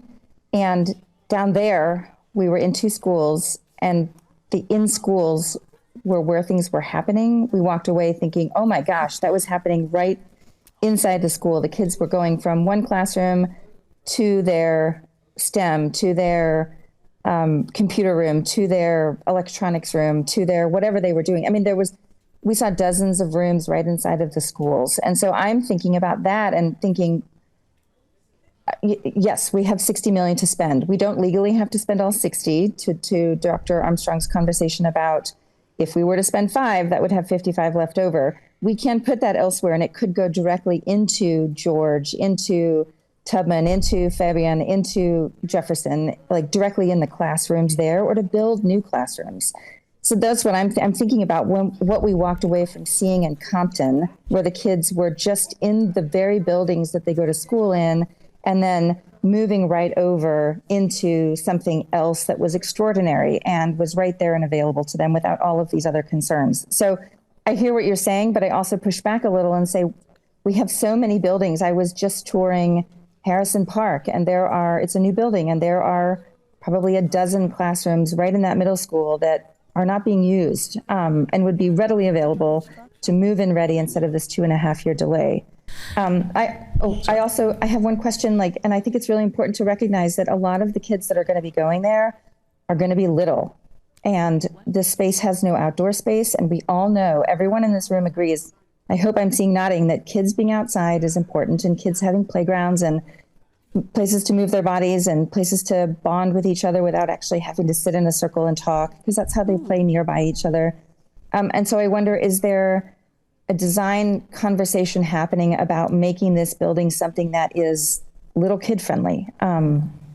So that's my next question. I have a few more, but that's my next one. Yeah, before I hand it over to you, I just want to reply really quick. One of the things that we saw in Compton, I just want to make sure we clear the air. A lot of the programs that we saw when we went to visit Compton High School came from community partnerships. In fact, all those programs that we saw in that one wing were all community partnerships. Yeah, and I know. which is the vision of the CBSE as well, in terms of like, how do we get these wraparound services? How do we provide more opportunity for our kids? And I also just want to make sure we don't lose the script a little bit, because the goal of the CBSE was not to help every kid in PPS. It was to help, just because we can't help all kids doesn't mean we shouldn't help some or many kids, right? Right. I just want to be very clear that we keep the script. And the last thing I want to point out is that the vision for the CBSE didn't start yesterday, right? This was a conversation that's been happening for, you could actually trace it back for decades. But since 2020 and 2022, there was multiple hundreds, thousands of hours of actually community engagement, staff work with community interest groups. We have a lot of Black community leaders also show up, and it was a direction that was a cooperative. I don't know. That's the right. I can't think of the right word. Cooperative agreement. Collaborative. Thank you. Collaboration to come up with this vision. And one of the things that they specifically point out is that the people who were involved in this did not want this to be satellites in multiple schools, because it was very difficult. Well, there's many reasons, but one of it was that it's very difficult to have pride in something that is so inside other things, right? So it's hard to access schools. It's hard to get in. You have to have a pass. It's hard to access during the school day, and then to be there after school is also another ordeal. And so we humans are physical beings. We need places to be proud of. That's why we have temples and churches and things like that, and to invest. And so I understand that we've been getting a lot of, and there's been a lot of press about this too, about like, hey, why don't we build the Center for Black Student Excellence and satellite parts in multiple schools? That idea has been brought up, and it has been thoroughly debated for the last 10 years. And it didn't go anywhere. And I just want to kind of add some historical perspective, because I'm not, like I'm saying, like, these aren't bad ideas that are being brought up, but they're not the ideas that people wanted. And that's a very important thing that we need to really make sure that we understand, center, and also understand that historical perspective. So I just want to share that so that we can hopefully move forward the conversation. But I want you to answer the question. Thank you. I have like to add real quick, Director Engelsman, I think it's important to remember that Portland is not Compton, and Compton did not have a freeway and a hospital and a coliseum land on top of its Black community, dispersing the entire community across the city. I think if we want to talk about the really inspiring things we saw in Compton, a really great point of comparison would be the work that we're doing modernizing our high schools, which should all have that level of resourcing and materials and support. But Compton is a city where the student body is predominantly Black and Latine. That's not the case in Portland. We have to do things differently. And in this moment, the community has told us what they want. And it's not the role of this board to second guess that. I'd like to really quickly offer, I think, an interesting perspective here, because, as stated in this presentation, if everything goes to plan, we're still under budget. And so I see no reason why the Center for Black Student Excellence can't also have a few satellite programs going on. I think that we probably have the money for both in some capacity. Well, can I jump in there? That would be Yes, a really please good jump in. segue for some questions I have. So, Nicole, Yes. to your point, you said people have a hard time investing in what they can't see. And to your point, I've received calls from multiple leaders in the Black community who work within our schools who have expressed frustration because they're not seeing the connection to academics and closing the achievement gap. So, but what I heard you discuss today, you discussed this with some specificity that isn't in the documents that we have. So it's that I hadn't heard before until tonight. Is that academic programming plan something that could be fleshed out and prepared and shared with the board in a way that connects with our board goals? 'Cause I loved what I Sounds heard. like our No, I love that, but I think that's already embedded in our district improvement plan, and I don't know if that would be ready in time for the vote, if that was the question. And I will say, I don't know who the staff members are, and I'm not asking to publicly disclose them, but I will say, for the first time this year, with our success with Black students in both math and ELA, we have shown for the first time in 9 years that the gap is closer to closing than it was in the last 9 years. So I just want to refute the statement that we're not doing gap closing things in classrooms, because we actually have data from the last testing cycle that proves that that's untrue. They didn't say, that's not what I said. I said that they weren't seeing the connection to closing the achievement gap academically in the plan that we have. I think it's kind of in there, but the way you described it was really clear tonight. So I think, Director LaForte, why I really appreciate your question, and I want to pause for a moment and remind us that what we do when we level our really beautiful expectations right up front means there's no room to grow. We got to build it first. And in order to build it, we got to be able to see it. That's deeply important. But at no time would this not ever be stitched through our district continuous improvement plan. The presentation you all had last month, the World Cafe, walked you through each of our content areas. Those content areas don't get to just exist in our classroom. What we were demonstrating through that presentation was that they live also at the central office, not only in our classrooms, but also in our buildings, and now in our community. And that's what you're seeing a part of this system. It's year one in the district, the rollout of our district continuous improvement plan. So one of the things that I think is critical is that if we can fast forward to 2030, perhaps, when we've got modernized schools and a Center for Black Student Excellence, then we can start getting to see that coherence and what the seed grew into. But right now we're putting it in the ground. And maybe we're watering it if community already put it in the ground decades ago. Now we're actually adding the cultivation to it. And I think that's why there gets to be a bit more specificity. Once that feasibility study came back and we realized it was a conceptual fit, now that is the job of programming, is to get our director in space so that we can start building out what does that look like. But we could not put our cart before our horse, because that wouldn't be academically responsible. First, we got to figure out what can go in it. Now that we know, then this is now our time to kind of fill out what does that look like across our system. But it has to absolutely work in concert with our district continuous improvement plan. And my office will see to that coherence gets to be built and that it's thriving within the center and however it looks in our classrooms and in our community. Does that kind of make a bit of sense of why you might not have seen it as laid out before? But it is also you're just really implied articulate about it tonight. And it's what I've heard from others as well. So I is that it was think more clear tonight?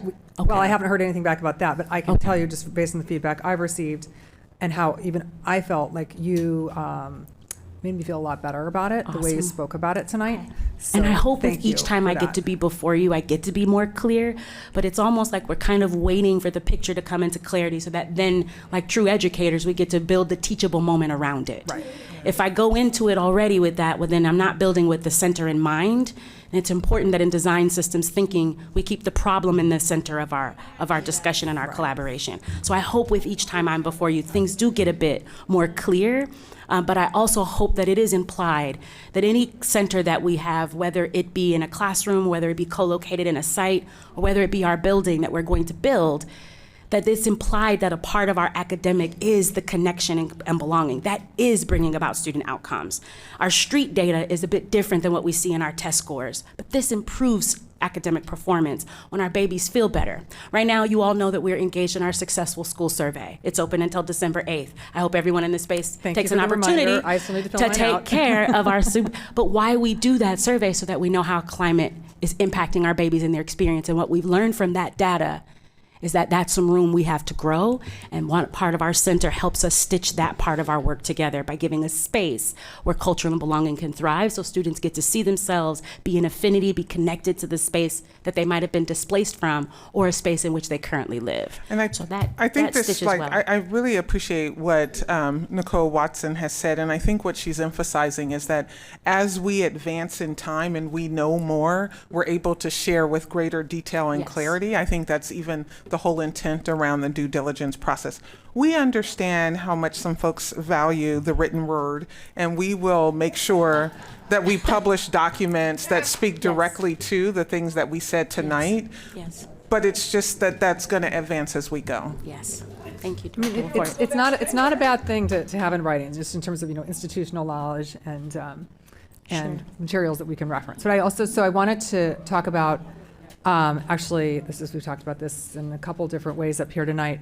But the board resolution 6150, which was a resolution for the CBSE, calls out investments specifically in Boise Elliott, MLK, Tubman, and Jefferson. And we've made some investments in Tubman. We have the $120 million coming from the state. Jefferson's being rebuilt. My question is, can we consider committing to using the remainder of the $60 million for CBS designed learning spaces in those elementaries? Director Chase Miller, you discussed the MJCC, and it does work really well because it is attached to the school. So I guess I'm wondering if there's a way to have both.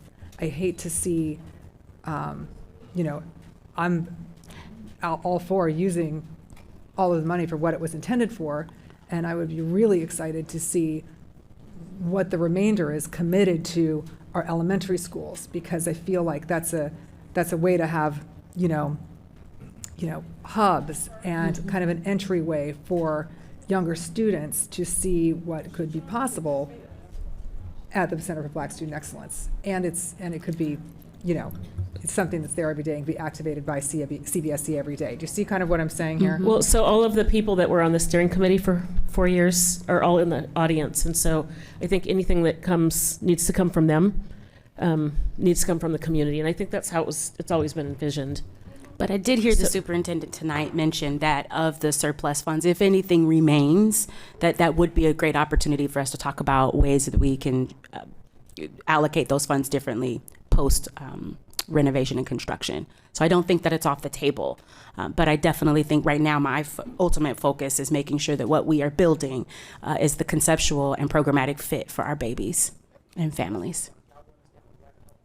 So I have some questions about the actual due diligence report that are a little more, nuts and bolts, if we can ask them. So let's see. So in the report, it says that the change of use to e-occupancy includes seismic upgrades, which we know, but it also talks about additional life safety measures. Can we talk about what those are?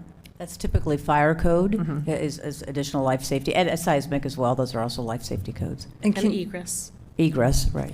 And can you talk about what impact those changes would make potentially on the space and how it might affect the atrium or access to upper floors? How those might affect that? Well, it depends on what we're trying to do again, but typically what we'd be looking at is the egress. We'd be looking at the stairwells. Do we need to do more fire-rated walls, doors, things like that? It can be ceilings, it can be floors. We really want to preserve the atrium. It's a great space. It feels so good in there, and I think for the community that's going to be a really central location. So how we would program around that is likely not going to be classrooms right next to that, but would be it could be office space for community partners. It could be administrative space. It could be lots of different things. It doesn't mean kids can't go up there. It just means that that's more difficult with the fire code for having classrooms in that space, especially if they're young kids. So kids could be in the space, but classes can't be in the space. Well, I think you can't, right. You can't say, well, we're going to have 5-year-olds all day, every day here. Because I'd heard something that at no point could children even be in the atrium, and now I'm hearing something a little bit different. Yeah, no, I've never seen a code that said children couldn't be in a space for a period of time. And then, so the solution to the atrium is to make sure that I'm understanding it, the solution to preserving the atrium, which is, an incredible space, is to either wall it off and put classrooms off to the sides. I've been in the space, so I can envision it. Or to get rid of it and put in floors, but I don't think there's a lot of appetite for that. Right, that's not what Yeah, we I are don't think anybody planning wants to do. do that. Hello, Sarah. How lovely to see you. Sarah Norman, Interim Surprise. Senior Director of Office of School Modernizations. I want to weigh in here because this is kind of a heavy construction question. Go for it. There's a multitude of ways to treat the atrium from a fire safety perspective. There is fire exhaust systems. There are water curtains. There are all kind of things we can do to that space. That is not a physical barrier. And then, of course, through design and understanding what the city would need, that is how we will decide how that programming happens. So there's a lot to still discover, but I just wanted to clarify that it's not walling something off. That's not the only way to treat that space. And we have a considerable amount of space here that we can manipulate. Yeah, just stay here. Just stay put for a minute. Yeah, before we move on, can I just ask a question about the atrium? That was something that I didn't realize that we could possibly keep it. So this is the first time I'm hearing that we could possibly keep it.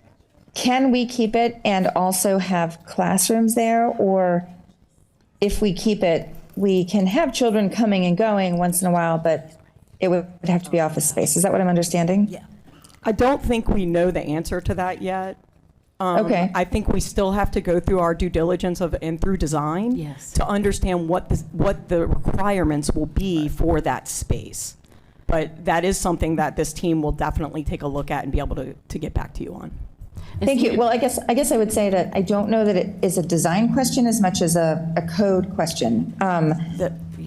Yeah, so I guess, can we figure out, ideally before December, can we keep the atrium? And I'm not talking about kids coming in with their parents to, pick something up and leaving. But from my understanding was that kids couldn't be there in a classroom type setting if we kept the atrium. And so that's an answer I think that needs to come code-wise, not design-wise, but code-wise, because frankly, that atrium, and I've also been in it, it is spectacular. And the idea of losing it and building floors and building walls.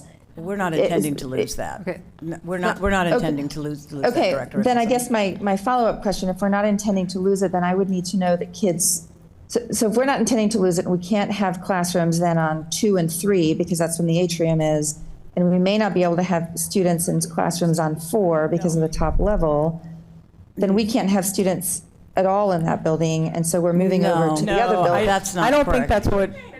I don't. Well, think, that's what I'm asking you to get the answer to me. Can we have classes and students in there if we keep the atrium? I think we have to work through the code issue first. I Yeah. think we have to understand what is required from a code perspective within the atrium. But we have no intention of losing the atrium within this building. We cannot sit here and say that it will be classroom space because we're just not sure yet. Right. No, But I get think, that. and that's what I am referencing when I say we still have to work through that from a design perspective. Yeah. Yeah, thank you for that, because my worry is that we end up buying 2 buildings where we can only at this point today have students on floor 4 of West. Because if we can't have students on 2 and 3 because of the atrium, and we can't have students on 4 East because of the top level fire thing, and 1 is obviously entrance coming and going, and on the other side, we have tenants in 2 and 3, and we can't have students in 5, then that leaves us out of 2 buildings, that leaves us potentially with 1 floor. So this is a really important thing for me to understand. In order, if we can only have students on 4 West, that's not a lot of student space. I haven't heard that we could only have students on 4 West. Neither have I. Well, that's what I'm right, but that's what I'm we have asking you to some other tell me, that information. if we keep the atrium, can we have students on 2 and 3? Because my understanding is that the fire issues, and Director Split mentioned it, talking to the city about, maybe or maybe not, can we have students up on 4 East and 5 West because of them being the top Well, we were floors? talking about those as classroom spaces. We were Right. not saying just that students couldn't, that we weren't saying students can't go up there. So understanding what we want to put on those floors and what we want to put where in the building, which is something that we'll work through on the Can design. I ask a question? So as we think about designing, because this would be a question I would bring to the op side of the house. My first question would be, I want it all. I want the course. atrium. I Sure. want us in that Yeah. kitchen upstairs. Yeah. What are the code This is not a question I expect you to be able to that's okay. answer, but Yeah. it would be one I would ask, is what are the specifications in order for us to have all of our dreams met? Correct. Based on that code response, then we would build our programming or design our program within our design team around the code specifications. But it would be off front that we want all of it. We want all of it. We want that atrium, that beautiful space. We definitely want our babies upstairs. So the questions I would be asking to Senior Director Norman would be, what kind of firewall do I need to put up? What kind of meshing do I need? There's a balcony outside. You all got to see me look at it. I want our babies outside. Well, but there might need to be a mesh and a net. I asked, could we just build the wall a little bit higher? They were like, no, you can't do that. It's glass, Nicole. We might need to put, fair, totally fair. But I think this is where ops and programming get to really do our dance together. And it is going to be an immaculate dance of fitting within specification with also adhering to the coherence of our vision. But it will require a bit of delicacy to ensure what are my parameters first. And then as we sit in front of our design team, both adult and both student, then we can think through what's possible with keeping it intact and building some type of specification around it to ensure that our babies get to have access. That will be how we will approach design. Which is no different. I want to and say proven. something also. There's a thing called a conditional use permit. Go ahead, And Ms. We have them all over the district. Conditional use. Okay. We know that there's not supposed to be a bookstore here on this busy intersection, but can we make a conditional use permit for it? And this is, I work for the city, I work for this department. We see it all the time. All the time. Thank You you make for an that ask, you make an ask, and then they will tell you what the code requirements are. They'll give you updated building energy code, seismic code, mechanical code, All of that. structural. And this is truly no different than any of the other huge modernization and construction programs that the district has done. We get our designers and our engineers on board. We work side by side with the city, and we work through the programming dream that is on the table, and we execute. And so that is, I mean, that's ultimately where That's we are literally right what we now. do all day. That's what we do all day. Yeah. So, Yep. yeah. And the city will work, it's sometimes Yes. is a back and forth, but they will work with They you will. to Yes. make the building Yes. safe for the public And to use. these are 10-year-old buildings that are sprinkled, and Yes. these are not difficult, dilapidated old, cinder Except block for the buildings. HVAC system. Right. Well, yeah. Thank you. I have one last question. Sorry. One more.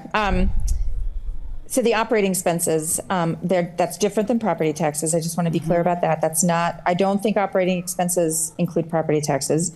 I think it includes electricity, keeping the lights on, maintenance, all of that stuff. So my question is twofold. As it is today, the building is, the owner is responsible for a fair amount, $300,000 or so of operating expenses. We are facing a $50 million shortcut next year, as well as ODE budget cuts. I mean, it's looking very grim. So my first question is, even if we kept all of the tenants right now that we have, and we know that some are leaving, my first question is, if we're up and running, where's that 300,000-ish coming from? And I guess my sub-question to that is, if we're thinking about it, how many EAs could that be in classrooms that are helping in Title I CSI schools? So that's my first question. And then during this rebuild, which is 2 to 2.5 years, we're still going to have operating expenses. And so we're not going to have some tenants during that time because we're going to have to move them in and move them out. And I've heard conversation about rent abatement and things like that. I need to know, and I hope that by December there will be a specific answer of where that cost covering is coming from, because there's only so many buckets, and if it's coming out of another bucket, then that means that something else isn't happening. So that's my last question. Thank you, Director Ingleson. I think I'm a little bit frustrated, I'll be honest, by the question, because we don't ask that question of any of our other schools.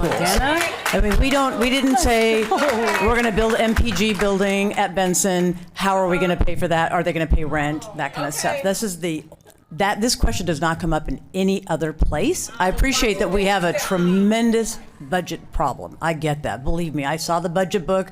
I was meetings all day about it.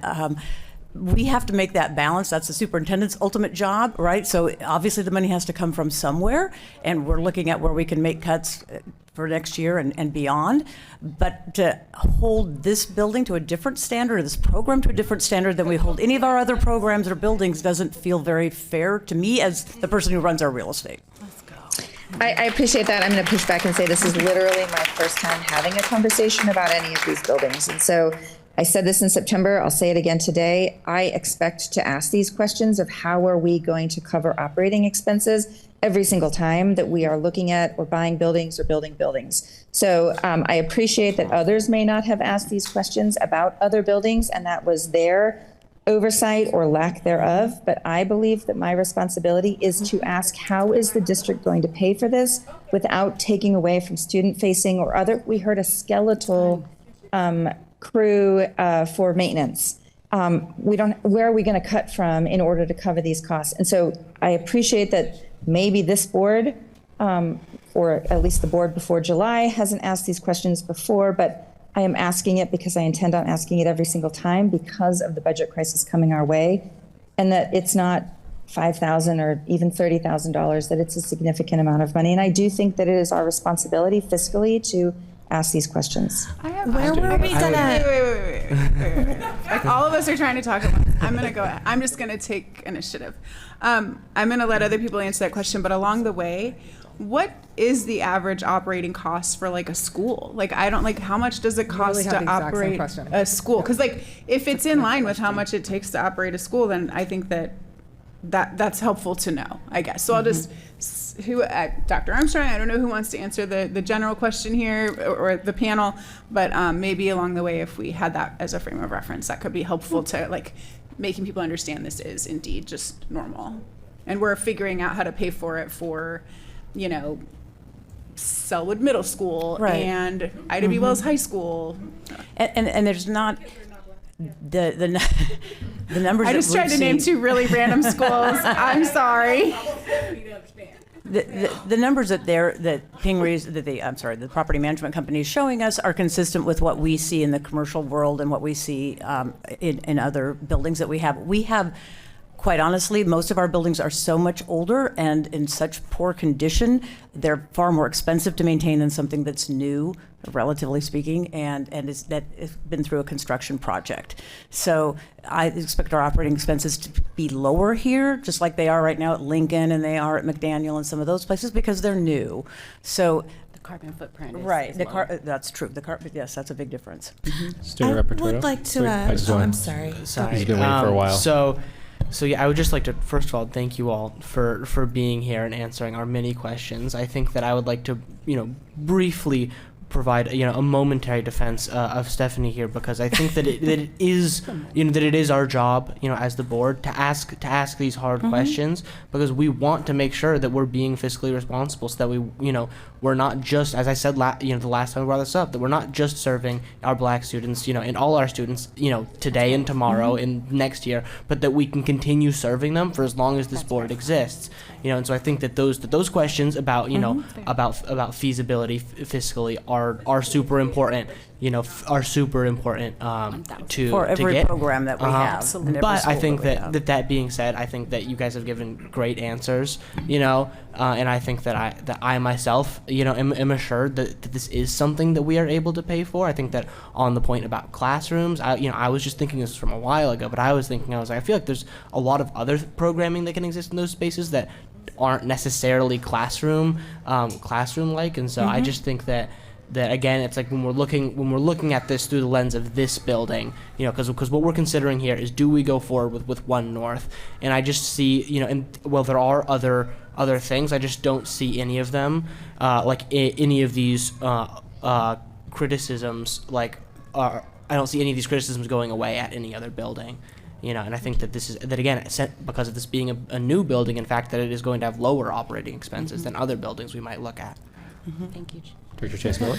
I'm not sure I just there's need to criticism point out- either. Sorry, go ahead. I just need to point out that this board, the current board that exists right now, earlier this year was looking for $150,000 to save one day of outdoor school, and has also floated how we can fundraise $300,000 to support volleyball.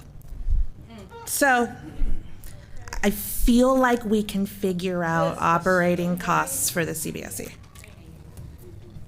Dr. LaForte. Yeah, so I just wanted to, Student Director Retorto, you're right. We do have a legal responsibility to ask these questions. They're not personal. They're questions that we have to ask because it's literally our job. And at the end of the day, the board is responsible for this, not staff. So just want to make that clear. I had a couple questions about what, and Sarah, these may be more for you. I'm not sure.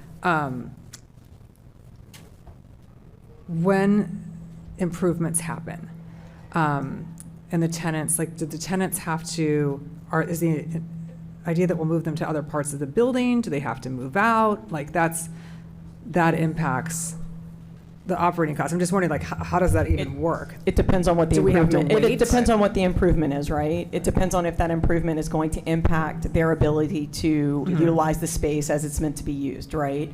And there's probably provisions within the lease.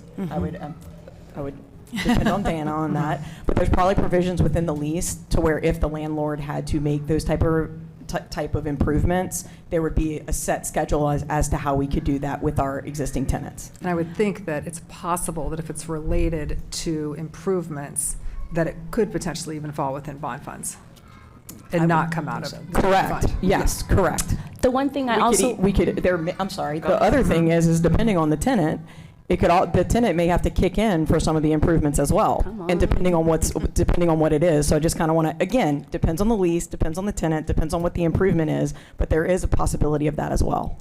And from the programming side of things, one of the questions I would ask the ops side of the house would be, I heard Director Split mention something about leases being up in a certain year. How can we potentially make sure that there is a thoughtful process with how we think of design that coincides with the expiration of certain leases and not renewing certain spaces, so that we aren't necessarily having a cause and effect of having to challenge folks to do different things in our site, whether or not they're tenants or not. So I think there might be a timing piece with that I would ask our design, our ops side of the house as we're building out design. Is there a way that Nicole and Face and our director can be a bit more tenacious around how we build that so that the timing dovetails really nicely? Because we have some runway, and I think if we use that runway wisely, we can maybe avoid some of the questions around what we do with the tenant if.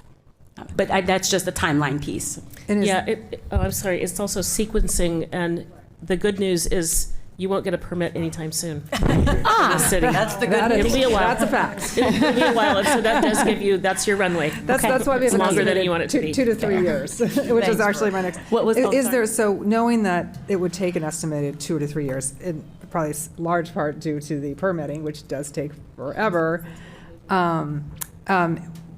what do you envision CBSE over the next, couple of years? I mean, is that, obviously it's not an issue, but how can we move the work of the CBSE forward during those years so we're not waiting? I think that is part of where we have been kind of figuring out, right now our North Star has been One North and getting this due diligence process kind of taken care of. And so part of what I think we'll be able to do going forward, we'll think through the schools that are located in our Albina, our Kairos, our Boise, our King.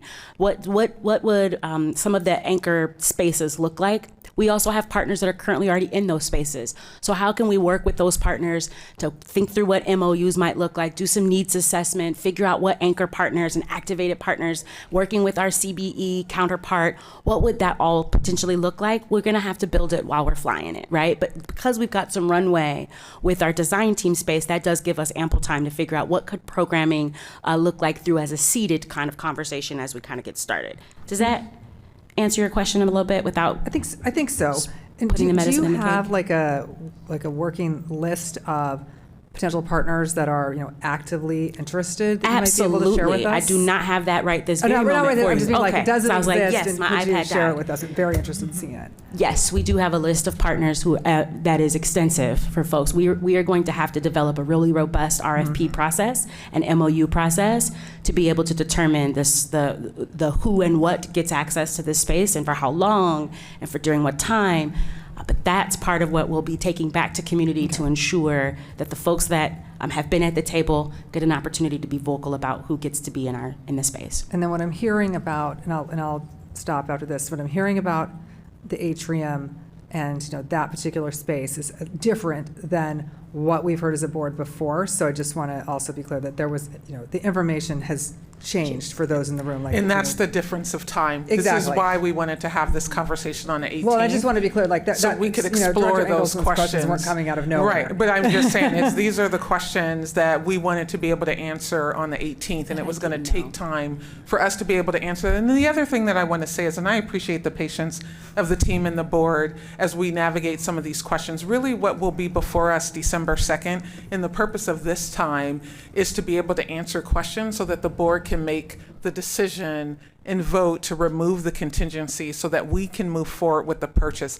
A lot of the things that are coming up now, I find myself wondering, is this to answer the question of whether or not to purchase, or is this to answer the question on how we move forward months from now? Right. And I think a lot of this conversation is months from now, and I really want to get to what do you need to know or ask so that we know if we're moving forward on December 2nd or not? Or we'll give you information so that, right, I don't want you to vote now, give you the information so that you will be informed to make a decision in 2 weeks.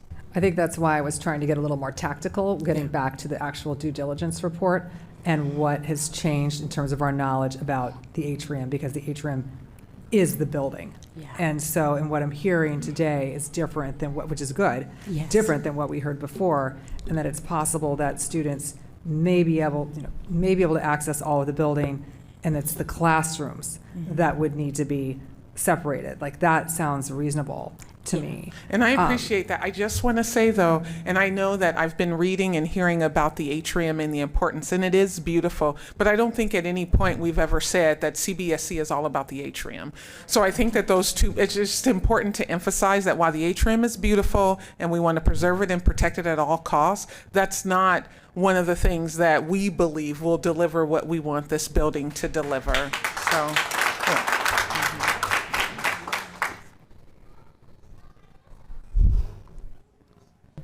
Any I other think questions? just from my perspective, it was, the building would look like something totally different. And we didn't know, as board members who are not, we're not talking about this all the time offline because we're not allowed to. Yeah. Does that turn it into a property that isn't as attractive? And what I'm hearing, because we're in a public meeting talking about it, Yeah. is that it doesn't matter. So we just need the opportunity to have the conversation. So I think Yeah, the and then atri- just really quickly, Go I just ahead, want to Dr. say, Armstrong. sorry, I don't mean to interrupt, but I just want to say if the building was painted blue with red horns coming from the top of it, we're talking about location and the ability to put programming in. And I think we know that we'll have a robust redesign and construction process that will be able to create what we need. And I think still going back to like the intent of this discussion to prepare for December 2nd, whether it looks the way we want it to look or the atrium is there or not, I think the question is, can it be activated for the use that we've deemed appropriate? And does that meet the expectations of the board, and what else do you need to hear from us to move forward? Because I don't want to get caught up on, the looks of it, because certainly we didn't choose to pursue this after it was brought to us just solely by the look of it. But I do know you love that atrium, so I will ensure that it is in the design team thinking. I think because children, it is charming. I think that children will love the right? atrium. But it just means that it makes it a little bit more beautiful. It's what is attractive about it. But what we really want is our babies reading. We want them building community. We want them in spaces where they feel innovative and inspired. And if this building gives them that, and if it comes with an atrium, great. And if not, we'll just dream one in our mind. You answered the big questions I had tonight, Okay. and that was about, the academic piece, which you spoke to very eloquently, and it was wonderful. What would happen in the building with the atrium, because it's such a significant space. And I understand the importance of the location. I have lived in the area for 20 years in North Portland and Northeast and done a lot of work on Tubman Middle School. I completely understand why that location is the location. Thank you, Director LaFoy. It's fabulous. I drive by it every day and understand the significance. So I appreciate everyone allowing us an understanding that we have to have this conversation. Yes. And questions are not personal. Sometimes they're just tactical. We need to get from point A to point B, and make sure that we're bringing up all the questions that the public's asking us to in our email. Did we inboxes. answer them all for you tonight? I think so. Because we were prepared. Yeah, you were. Did a great job. As we knew, and that I deeply appreciate the opportunity to present, especially having had a moment to walk with you through this space. And so just know that as we go back towards designs thinking, that it will be in mind to be able to preserve as much of the beauty that we love about the space, but where our goal is in mind is our babies and making sure that it ensures their thrivability. Okay.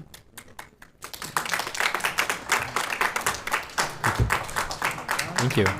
As we close this out, I just have a quick suggestion or question while we can all talk together, because as you all might have heard, the board doesn't really get a chance to talk about moving forward. We're aiming for a vote on December 2nd. Many of us think that when we have these wonderful conversations at work sessions, it can hopefully mean that when we get to the time for the board meeting, we've already asked our questions and had a lot of the conversation. So I just wanted to sort of just urge us to bring any new questions based on new materials, but also try not to have everyone feel like they have to come and listen to the same conversation over again. So I will just tip a scale, if possible, on that. I think the only thing that I would say, I appreciate that, and I think we as a staff team know that this is, into the point that Director LaForte was raising, this is your business meeting to be able to have discussion about these. Ask the tough questions, ask unpopular questions. We want to be able to answer. So on December 2nd, because it is an action item, there will be public comment. But aside from that, I don't know if we have anything else to present. So I think if there's questions that may come up, or some things that maybe you all have heard that still leaves you unsettled, if you send those in the way in which we send questions in, we can get those answered. But I think that's what we're anticipating, and then just the public comment piece before the actual action item. So yeah, just to clarify, I'm not saying like not to have discussion, but just to be mindful of like not having the same discussion again. Yeah. And so is due diligence complete? Yes, due diligence is complete. Okay. This completes our report on due diligence. Every other piece that the team has talked about, like operating costs and programming and going back out and finding, would be in consultation with the design team should the board decide to waive the contingencies and move forward with the purchase. So that's the work that happens long after the building is purchased. So. Any other questions? I think we're all set. So thank you very much for that wonderful presentation and answering all the questions.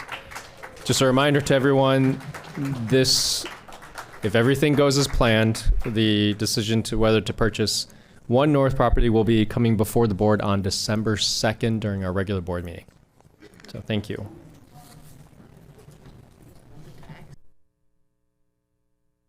Great. Next up, we have our favorite topic, property taxes. Who doesn't like taxes? We are getting an update on our property taxes and the PPS local option levy. Thank you. I'll just ahead, talk Dr. loud as I know we're going to Armstrong. have some background noise. So tonight we have, do we need to pause for a transition, or where are we at, team? Keep going. Yeah, Okay. just keep So going. tonight we have an important update to provide broader financial and economic context related to the PPS local option levy. We'll have an opportunity to understand more about property values and our tax system and the impact to us as we plan for the future. I'd like to invite our Chief Financial Officer, Michelle Morrison, to introduce our special guest. And she is on her way, special guest.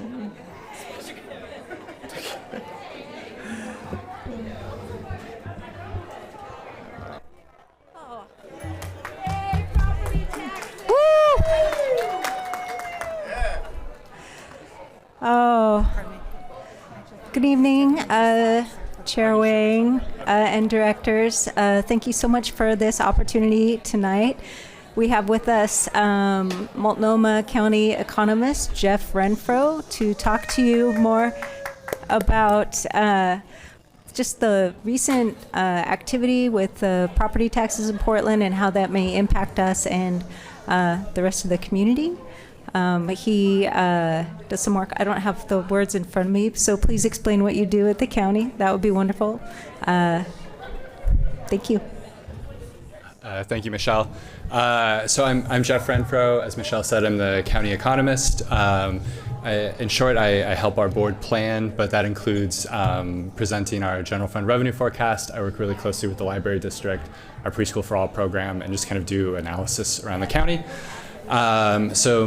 Michelle and Deborah invited me to come talk to you about kind of what we're seeing with property taxes and kind of explain some of the changes you're seeing in your local option levy. So I'm just going to keep going. And so most of the presentation is going to be explaining this slide. So this is the imposed tax for the PPS local option levy going back for several years. The imposed tax means the amount that you would expect to collect based on what property values are. And you can see on the right side, the amount of revenue has actually declined in the last 3 years. So we're going to go into what's happening behind that. So I'm going to start with really the only piece of good news I have in the presentation, which is property tax value, or the value that the property taxes come from, is really dominated by residential property. So I'm going to talk about mostly some of the kind of weaknesses and the changes we've seen in commercial property, specifically office buildings. But because most of it comes from residential, and this is just a chart showing year-over-year changes in residential value in Portland, residential value isn't going up a ton, but it's doing fine.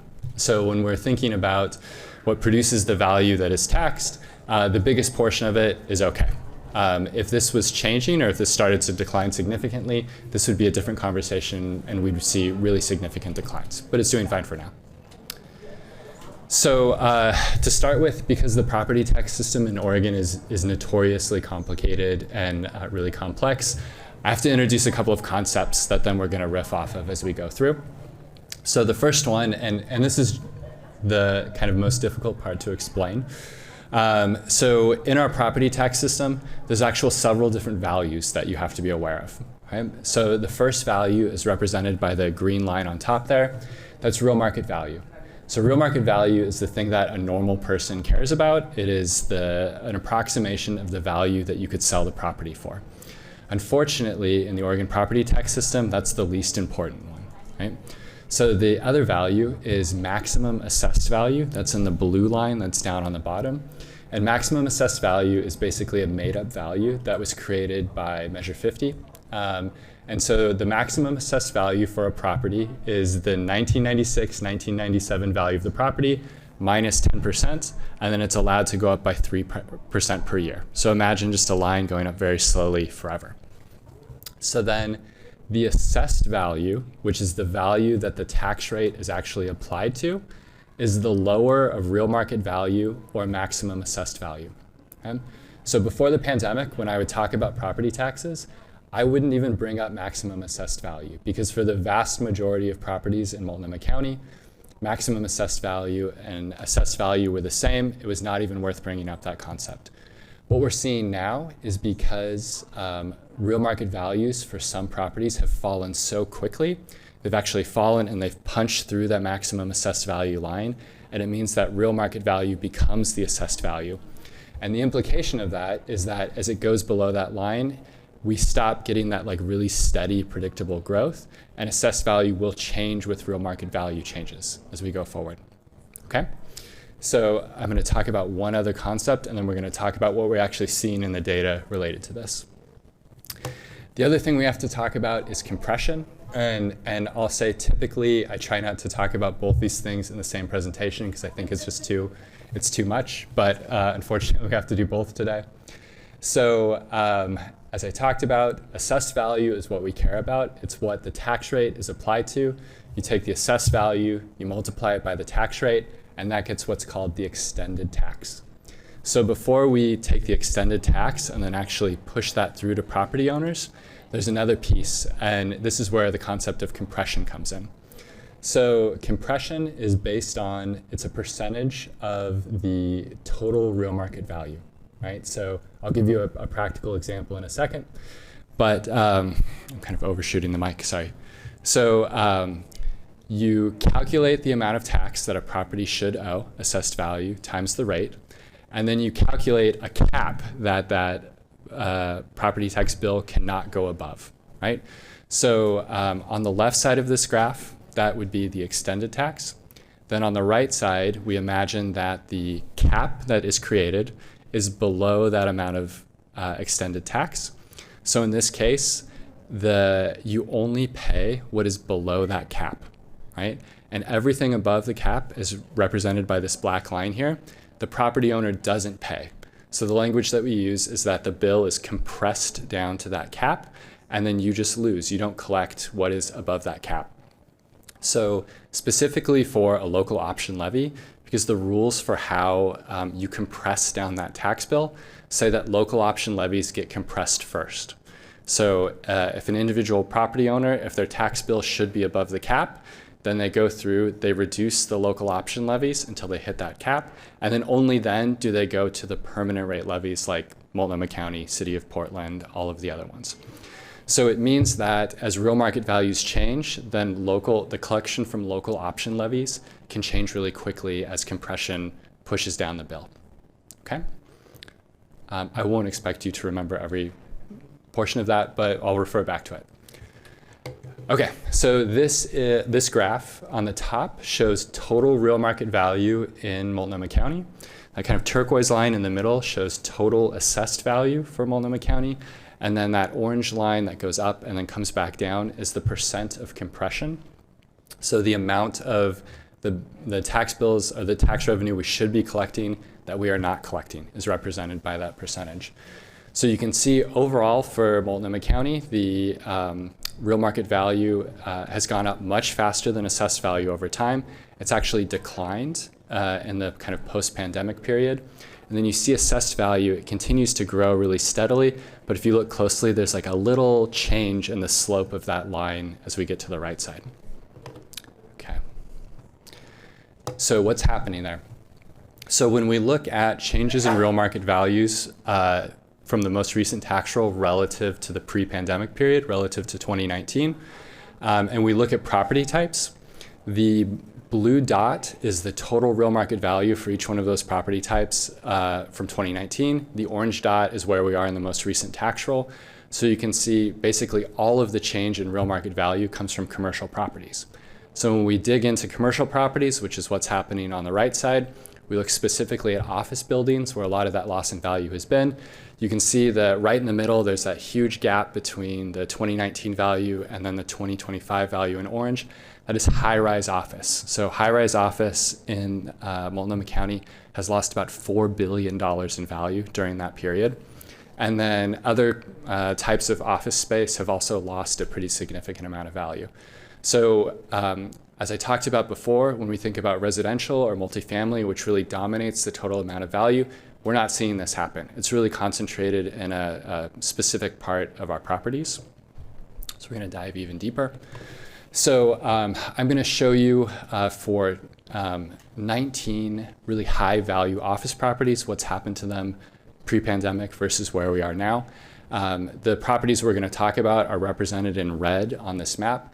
So just about all of the properties we're talking about are really concentrated in like the center of downtown. So this is really a downtown core issue that is holding back the property tax system as a whole. So this graph used to have our 20 highest value office properties. The reason there's only 19 now is one of them in the most recent year split into 3 lots. So we took it out. So this looks at, in blue, their real market value in 2019 compared to their real market value in 2025. You can see without exception, they've all fallen below half their value. In some cases, they're 80% below their real market value from pre-pandemic, sometimes even more. So then when we think about that first graph that I showed you where real market value can fall below maximum assessed value and start to pull assessed value down, this looks at the real market value in orange and then the assessed value in gray for those same buildings. So any chart where the orange line and the gray bar are equal to each other, that means real market value has fallen below maximum assessed value and it's pulling assessed value down with it. So for those properties, there's an actual decline in the amount of taxable value and a decline in their tax bill that they're paying. 2 years ago, there were only 3 of these buildings that were in that situation. Last year, there were 8. Now, basically all of them are. And then the ones that aren't are kind of even the more interesting case now. So if you look on the left side, it's property number 4, that kind of stubby one over there. So that building, before the pandemic, sold for about $300 million. Its real market value on the books now is below $30 million. So real market value has fallen really significantly, right? But then assessed value is still below real market value. And what's happening there is property owners are starting to do something that they never would have done before the pandemic, which because of our system, typically your real market value is so high above your assessed value. If you're a property owner, you're doing everything you can to avoid changing your assessed value. So doing anything to trigger a reassessment. What's happening now is they're intentionally doing it, right? They're changing the historical status of their building. They're figuring out some kind of major investment to make in the building. It's triggering reassessment, and it's permanently locking in those lower assessed values. So even if we get a recovery in real market value, those lower assessed values are locked in forever.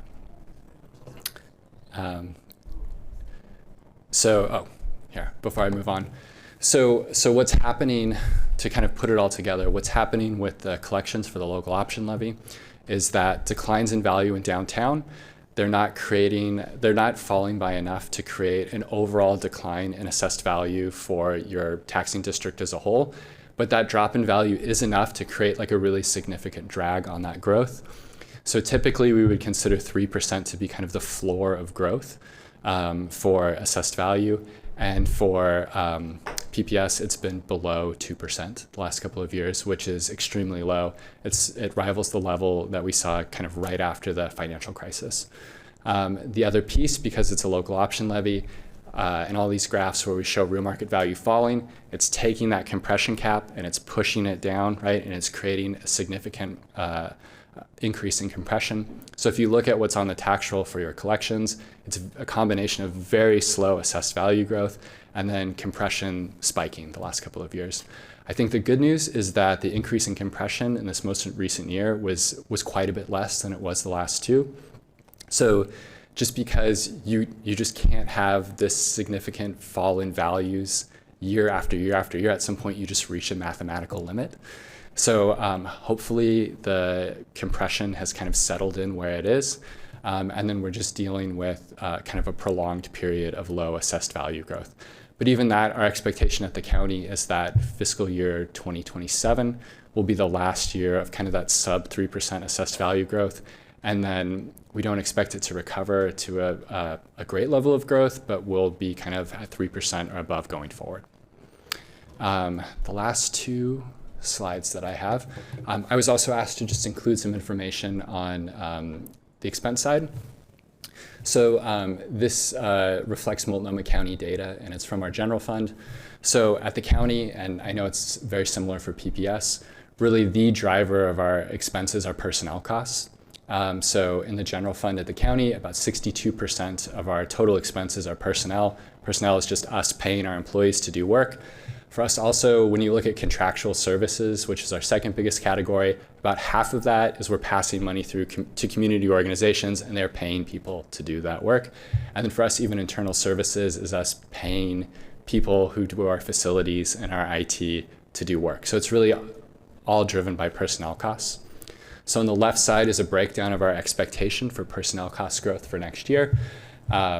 Similar to PPS, our cost of living adjustment is dictated by our collective bargaining agreements. So right now we expect that to be 3.3%, which is higher than it is historically, and also for us, based on our reliance on property taxes, it is at a level that is not sustainable for us. So if our expenses are growing at that rate, our revenue is just not going to keep up with it. We also factor in changes to our medical dental plan, what's going on with PERS, and then flow some of that higher inflation through to our expectations around materials and supplies and contractual services. So a lot of this is driven by what's going on with inflation. So we use a measure of inflation called the Consumer Price Index. We use the CPIW West Size A. This is looking at year-over-year changes. So what is concerning is even though we've dropped from that those pandemic era highs, it looks like it's starting to pick up again right at the end. And if you read kind of what companies are saying in their quarterly earnings reports, a lot of them are saying, we have done everything we can to avoid passing prices through to our customers. We have reached our limit in our ability to do that. So it seems like some of the tariff stuff and some of the economic uncertainty is starting to show up in the price data, which is going to start pushing up inflation. So with that, I'm going to stop. I'd be happy to answer any questions. Yeah, thank you for having me. I wonder if just, and I'm sure that they're going to have questions, but Michelle, are you able to just connect on when we think of that levy and the amount, the difference in the amount from last year to this year and how that's contributing to our deficit? Yeah, thank you, Superintendent Armstrong. We budgeted at that continued growth trend, the historical trend for growth for the local option levy. And when we got our tax rolls this year, we are about just under $5 million short in terms of collections. And that does go straight to licensed FTE. It pays directly for teaching positions. And so that's part of the fragility that I've been trying to describe around our current year budget.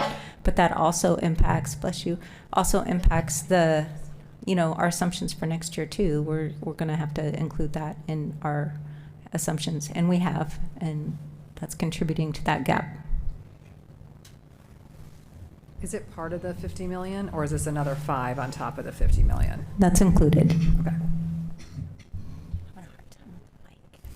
I just wanted to thank you for coming. I've worked in state government and heard a lot of presentations on revenue, and that was one of the most understandable ones I've seen. So I just really want to thank you for that. As a bunch of people who care about education, it's nice when we get education and feel like it's done well. So thank you.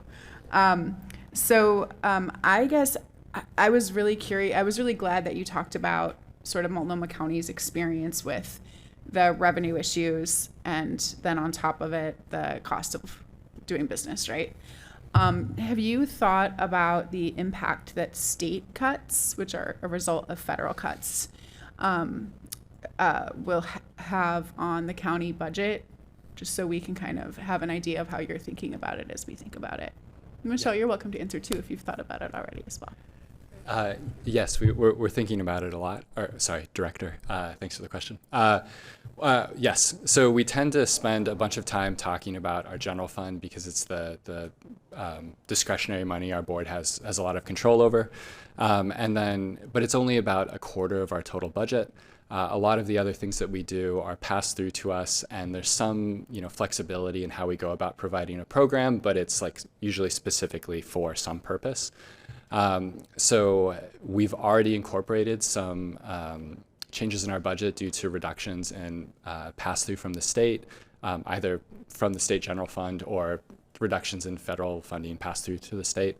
At this point, our expectation is that the state revenue forecast is maybe going to get a little bit worse. Yeah. So we're planning to. The messaging at the county is that we call it the state rebalance, so truing up our state-funded budget. It's going to be the first in a kind of a whole series of adjustments that we'll go through as we continue to get new information from the state and the fed.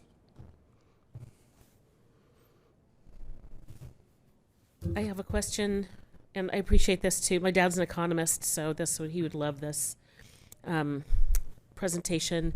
It's on slide 11, and you were talking about compression, and what we're looking at is the assessed value and the real market value, and it's following kind of a downward curve. Is there, if we look out 5 or 10 years, are we able to understand what will happen over time?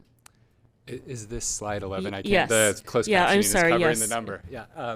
Now it'll be moved. But anyway, yes, that's slide 11. Vice Chair DePass. Property tax. So our assumption is, so I try to collaborate closely with the city's permitting office. So typically what what our expectation for assessed value growth is, kind of minus any development, would be somewhere between like 3 and 3.25. Okay, so can you say that again? So you're looking at housing starts, or are you, Any sort of development. Case Schiller, and then what's the permitting? I don't understand how the permitting is coming in. Yeah, so it's because so if there was no development and we just had the same properties and no one was changing them, we just like kind of locked in our physical stock forever, then each one of those properties, their assessed value would grow by 3% per year. So the thing that can trigger a change in that is if a property is redeveloped, or there's like some sort of significant investment in it, then what happens is the county assessor will go out, they will reassess the property, and they will incorporate higher values based on that change. Yes. So during the pre-pandemic period, we went through several years where our assessed value growth was actually like 4.25, 4.5. So it's really everybody that was like doing improvements at that time. exactly. The And interest people rates were lower.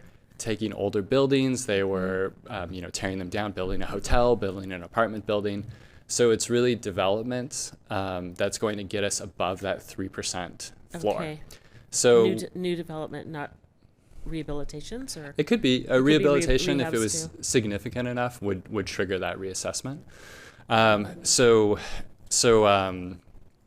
Right now, permitting is at a very low level for a combination of the things that you talked about: high interest rates, high construction costs.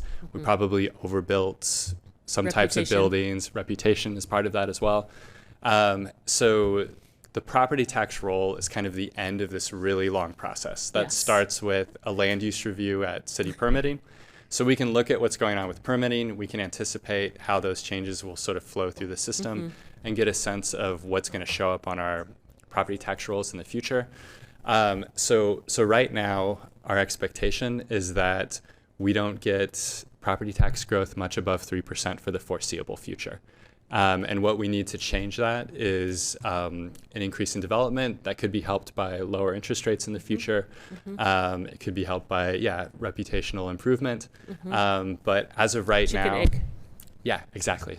As of right now, even if there was an increase in permitting activity tomorrow, it would take years for that to show up in our property tax revenue.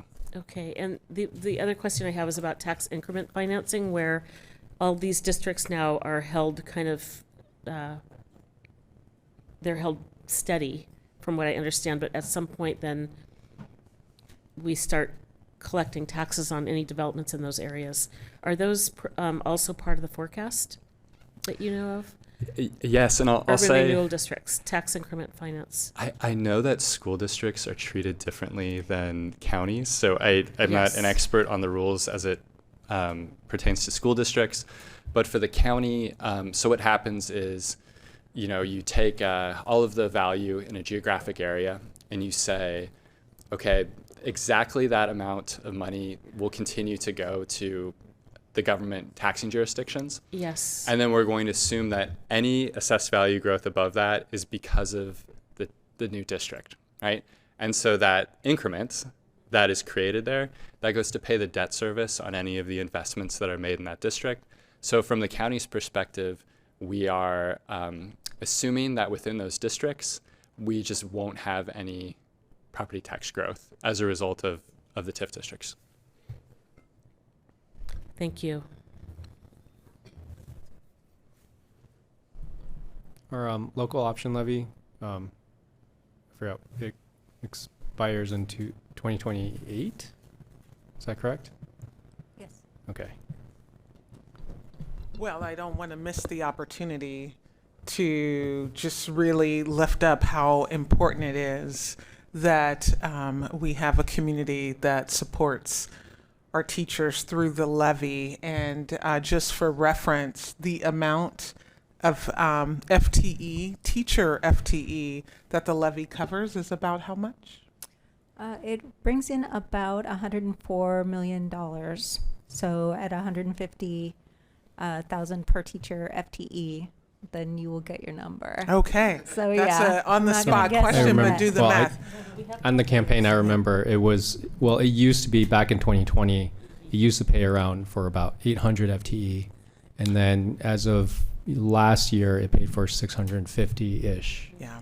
And so as the rising costs go up, right, then it's fewer teachers, and we continue to fund those teachers. And so some questions that I get is on class size, and I get that there's some rooms where we're at the programming guidebook guidelines, right, within the guidelines, but there's many classrooms across Portland where we're in the low 20s. In fact, that's our average class sizes, I think about 22, 23 last I checked, and it's thanks to the levy. So it will be coming forward again, and we just appreciate the support that we get on that.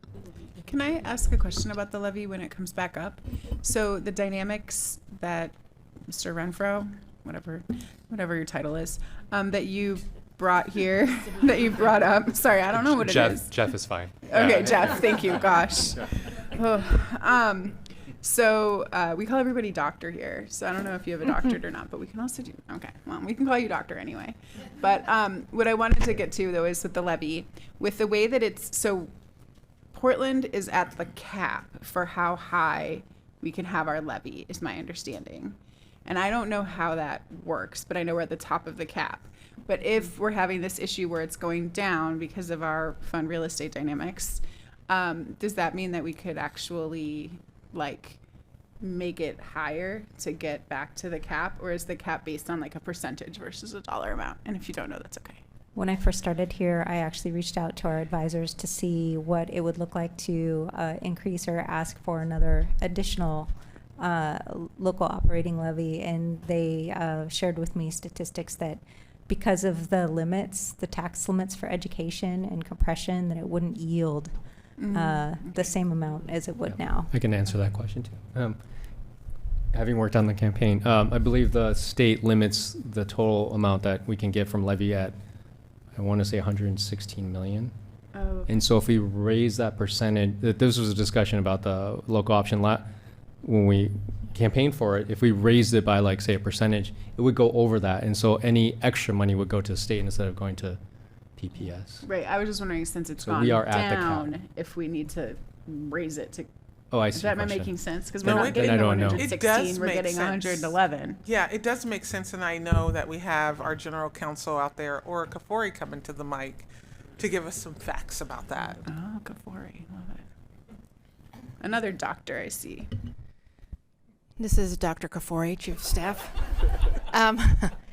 Although I am a doctor, or I play one on TV, and this is my wheelhouse, I will say I don't want to misstate, but I'm pretty sure almost everything that has just been said is wrong. So what I will do is come back to you in the next couple of days with the correct answer. I don't think we're at the top yet, and I don't think the state limits us by a dollar amount, but more a percentage of the formula. So Thank you. we'll come back with the actual information, since none of us seem to have it right now. Thank you.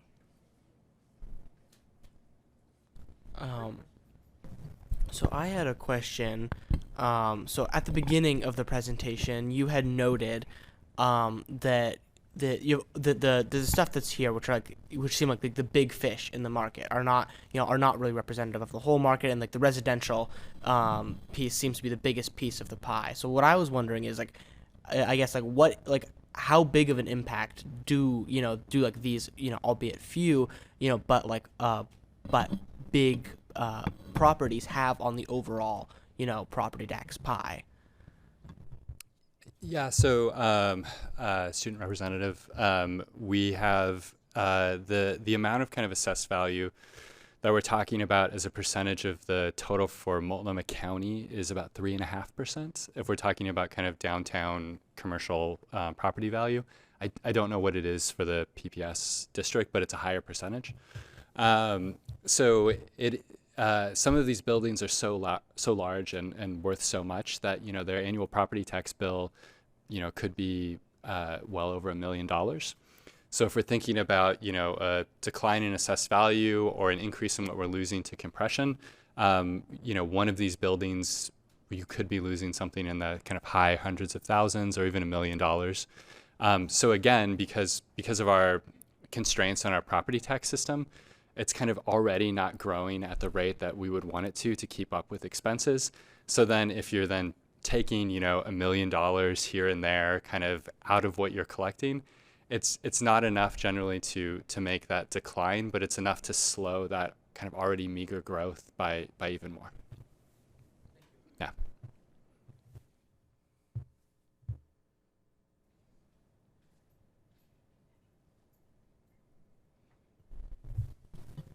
Any more questions?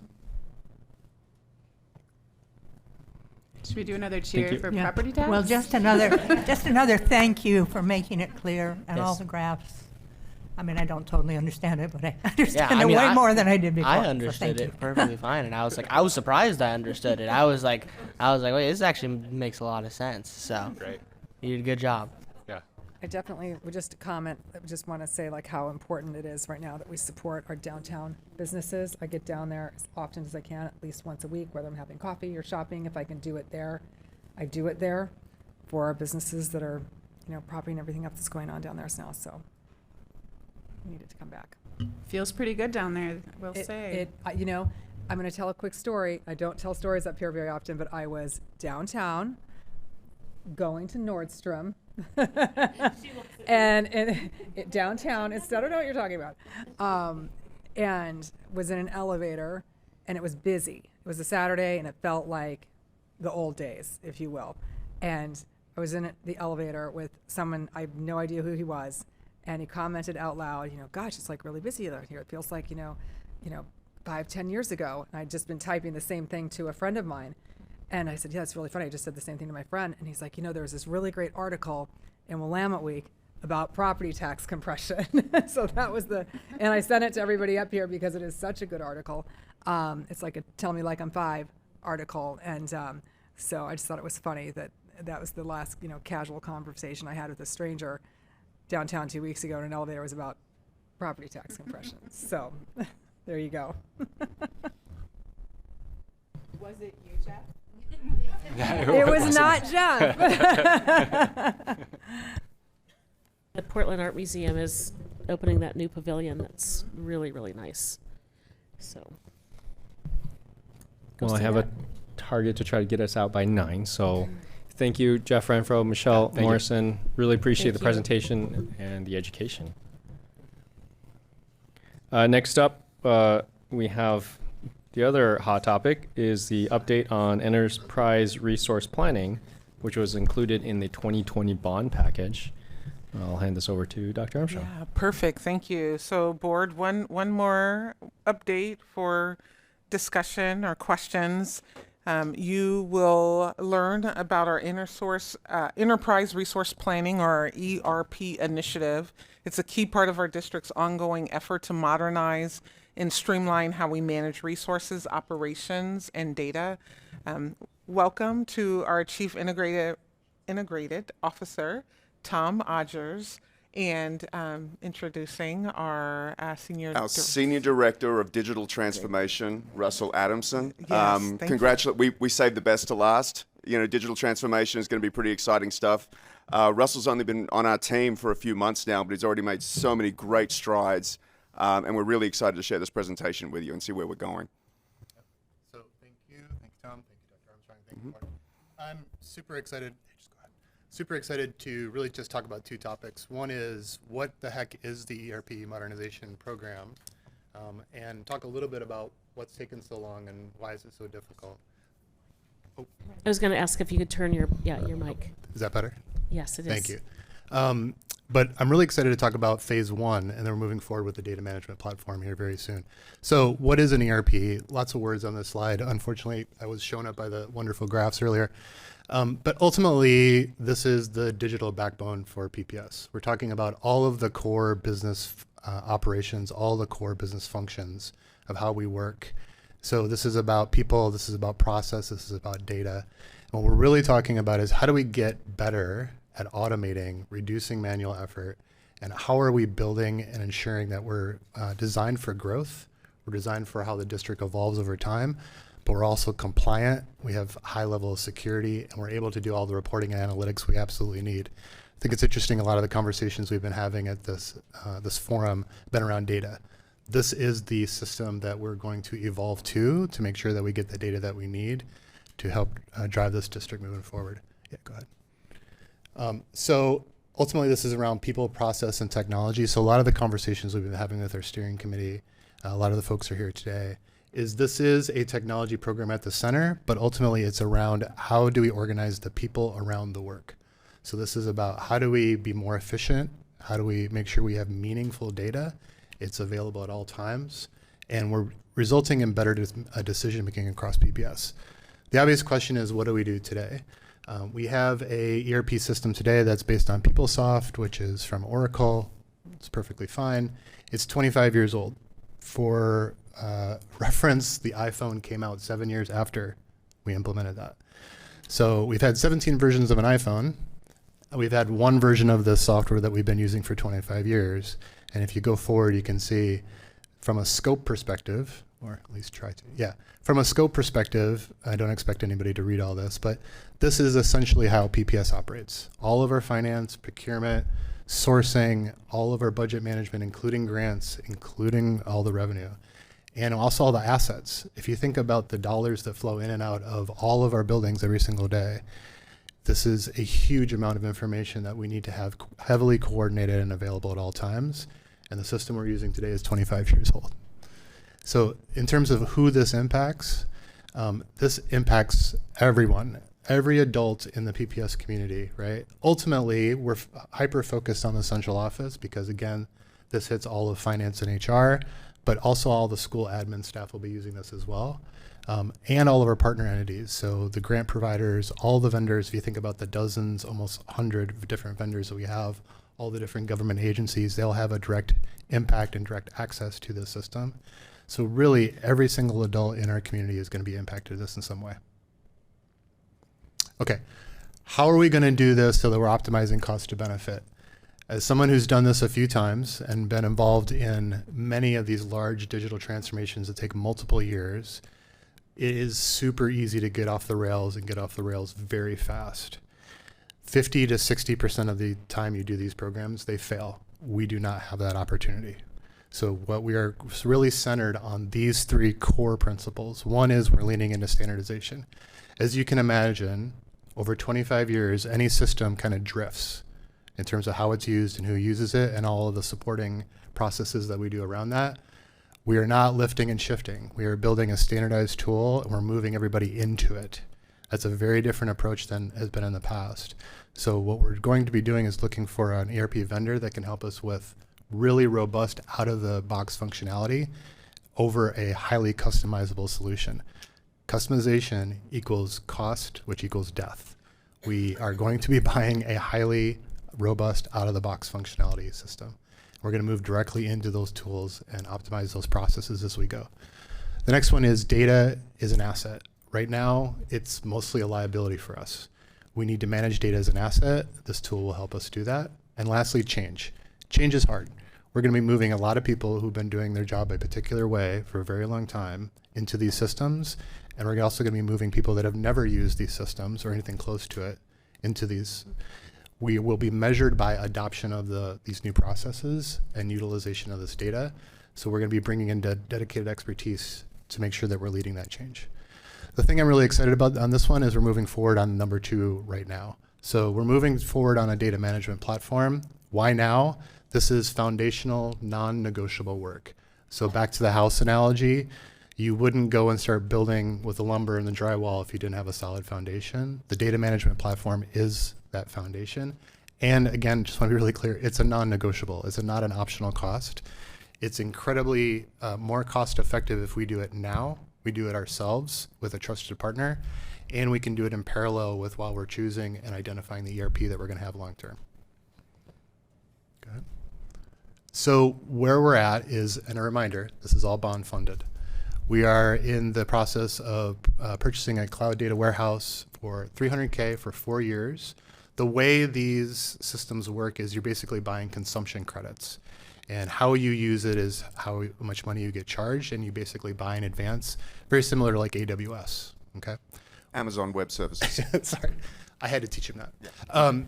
This is Snowflake is the platform that is used by Oregon DOE, is used by Multnomah County, it's used by thousands of K through 12 school districts. It's really the industry standard, and it also is the platform by which has the most operational functionality with any ERP vendor that we'd eventually buy. We'll also be looking to bring on professional services that'll ensure that we don't go over that cost that we bought in the contract. We'll validate all our data is moved safely, all the integrations, everything is compliant from a security perspective, and basically ensure that we've optimized that system, because this is just not technical expertise we have in the team today. Okay, so that's the data management platform. I'll be coming back here hopefully in early March, potentially early April. We do have an RFP that went out for that ERP solution on Friday. It was a huge milestone. I really want to thank everybody, some of the folks here in the room who really contributed to a really robust RFP that went out on Friday. We will be getting all the proposals back on January 8th. We'll be doing demos here in the PEC building the last week of January, and we're hyper-focused on that February 12th date, which is the intent to award. We're assuming 4 to 8 weeks of contract negotiations if everything goes well, so we'll be back here late March, early April for approval. That's it. I had one question. This has nothing to do with like synergy for student. Yes and no. Okay. In that we won't be replacing Synergy. Will not? No. Okay. No, but the data that goes in and out of Synergy will live ultimately in that data management platform. So you can think about it like a giant data lake that's cloud-based, secured, and everything that we do in Synergy will kind of flow in and out of that. So it'll be there to get. But we are not touching Synergy itself. Yep. So will there be like a new like user side like interfacing platform outside of like parent view and student view that would then be used in the future if like we're not renewing that? Anything that's student facing we're not touching, other than okay. making sure the data is flowing in and out of our data management Great. platform. Yeah, absolutely. Yep. I think the one thing this does open up to your question is long term, as we look at this, we're refreshing our overall tech strategy. This is a huge component of it, because then we can look at what are all the things that we're spending today that we don't necessarily have to renew contracts moving forward.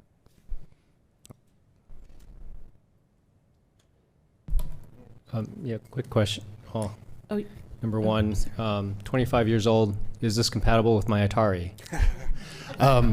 Yes. Thank you. Maybe your Nintendo as well. Number two, because this program is bond funded, are we moving specific central office FTE towards being bond funded?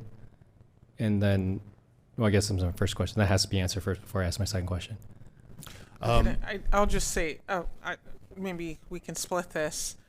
But if you remember, we have out of the bond for 2025, there was an amount that covered admin costs. And though we had it as one lump sum, when you look across the programs, the staff, if it's bond compensable, is where we would use those funds to cover staff. But we're not able to use those funds to, like, let's say, cover the entire technology department. But for ERP, there are some functions where the bond compensability committee, I think that's their name, has approved it. So I don't know if you want to say more about that. No, that's correct. Absolutely. So the Bond Compensability Committee does help us navigate that, but this first step enables us to access some of those bond dollars to then help us move forward. Beautiful. Yeah, I just want to highlight this is a good example of like how confusing sometimes it can be when we have, who's hired by the, like pay for it by the bond versus general fund and stuff like that. So that's the reason I asked that question. So thank you. I had a question. So I thought that a couple of years ago, in 2020, we also had an ERP project on the bond. And I remember talking about the RFP for that back and forth because it was a pretty large contract, and there was not a local firm that could do the project. I argued for and finally successfully got some language in that RFP that required as much as we could to hire locally, whether that be maybe not the entire project, but a portion of the project.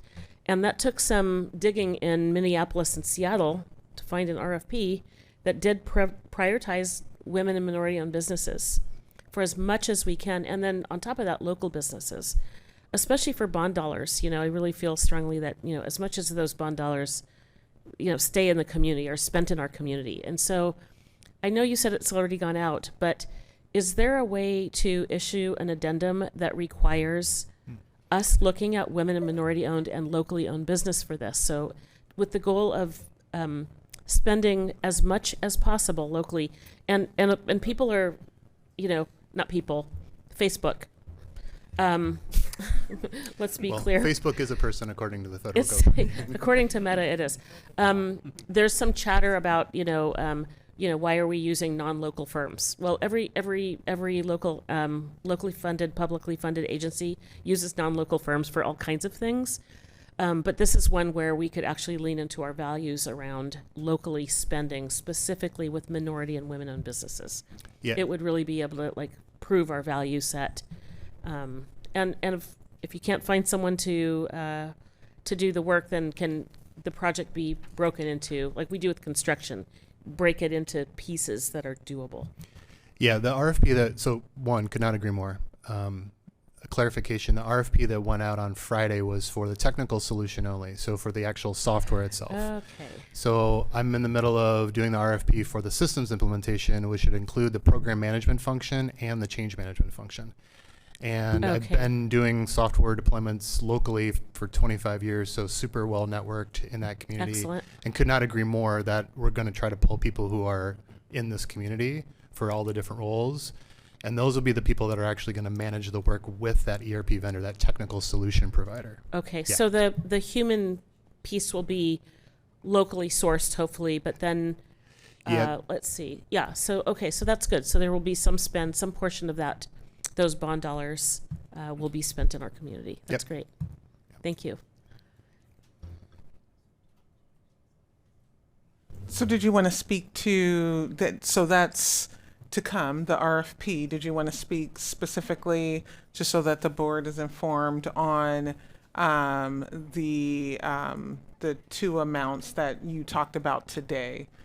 Because that will show up on an expenditure contract on December 2nd. Yeah, do you want to go back a couple of slides? Sure. To the Snowflake? Yeah, so the specific expenditure, perfect. The specific expenditure we're talking about is this 436, which would like to get on the consent agenda for next week. And again, this is for the data management platform. Again, the sort of phase one non-negotiable foundation for the actual ERP. And again, we're looking to sign the contract with the ERP in April. We're planning to be done with this work by the time we get to that contract signature. And that's 300,000 for all 4 years. Correct. Not each year. Yeah. Yeah. On December 2nd. I think the team is correcting me. I don't know what I said before, but December 2nd. Perfect. Yeah. I guess I can't myself. I just want to clarify. You said the 300K is for 4 years, and then the 136K is like one time? It's essentially 10 hours a week for a year. Okay, great. Thank you. Exactly, yeah. I would say that I have purchased Snowflake contract for when I worked for a private company before, and when they gave us that price, I thought they were missing a zero. So we're getting a very good price because it's going through the public entity path. Mm-hmm.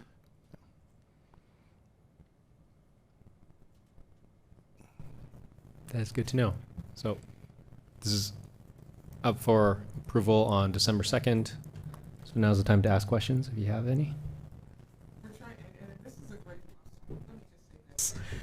We're really trying to model. We've understood and understand as the questions and the energy around some of the things that you all may vote on that shows on typically shows on a consent agenda. That's a contract that we just are modeling, making sure that you have the information beforehand just so that you can consider and ask questions so that on decision day, it isn't a surprise. So that's why, thank you, not just why, but also to understand the ERP, some of the associated costs. There's an RFP for one part, here's this amount. It'll be before you December 2nd, and just your opportunity to ask questions. So I should have probably opened with that, but just wanted to give you that opportunity to ask questions. Thank you. Said more eloquently than I could have. And then the next slide, I just want to really reiterate, there's another decision coming before the board in April or June? April, May? Either It's a board review. if we can squeeze the contract negotiations down, I would come to this forum in early March. If it takes 8 weeks, then it'd be early April. Thank you. We have 1 minute before 9. Any other questions? I was just going to say, I'm excited for you. Like, IT never gets any money, so I'm just really excited for you. So one of my closest friends works in ed tech, so I heard a lot about it. I was really happy to see investments like this in our IT infrastructure. It's great. Yeah. It sounds like 25 years in tech years is probably like 50. Well, it's exponential, so it's 1,024. Yeah. Sorry. All right. Thank you both. Thank It you. was very Thank you. educational. And with that, unless anyone has any other comments, this meeting is adjourned. Thank you. And on time too.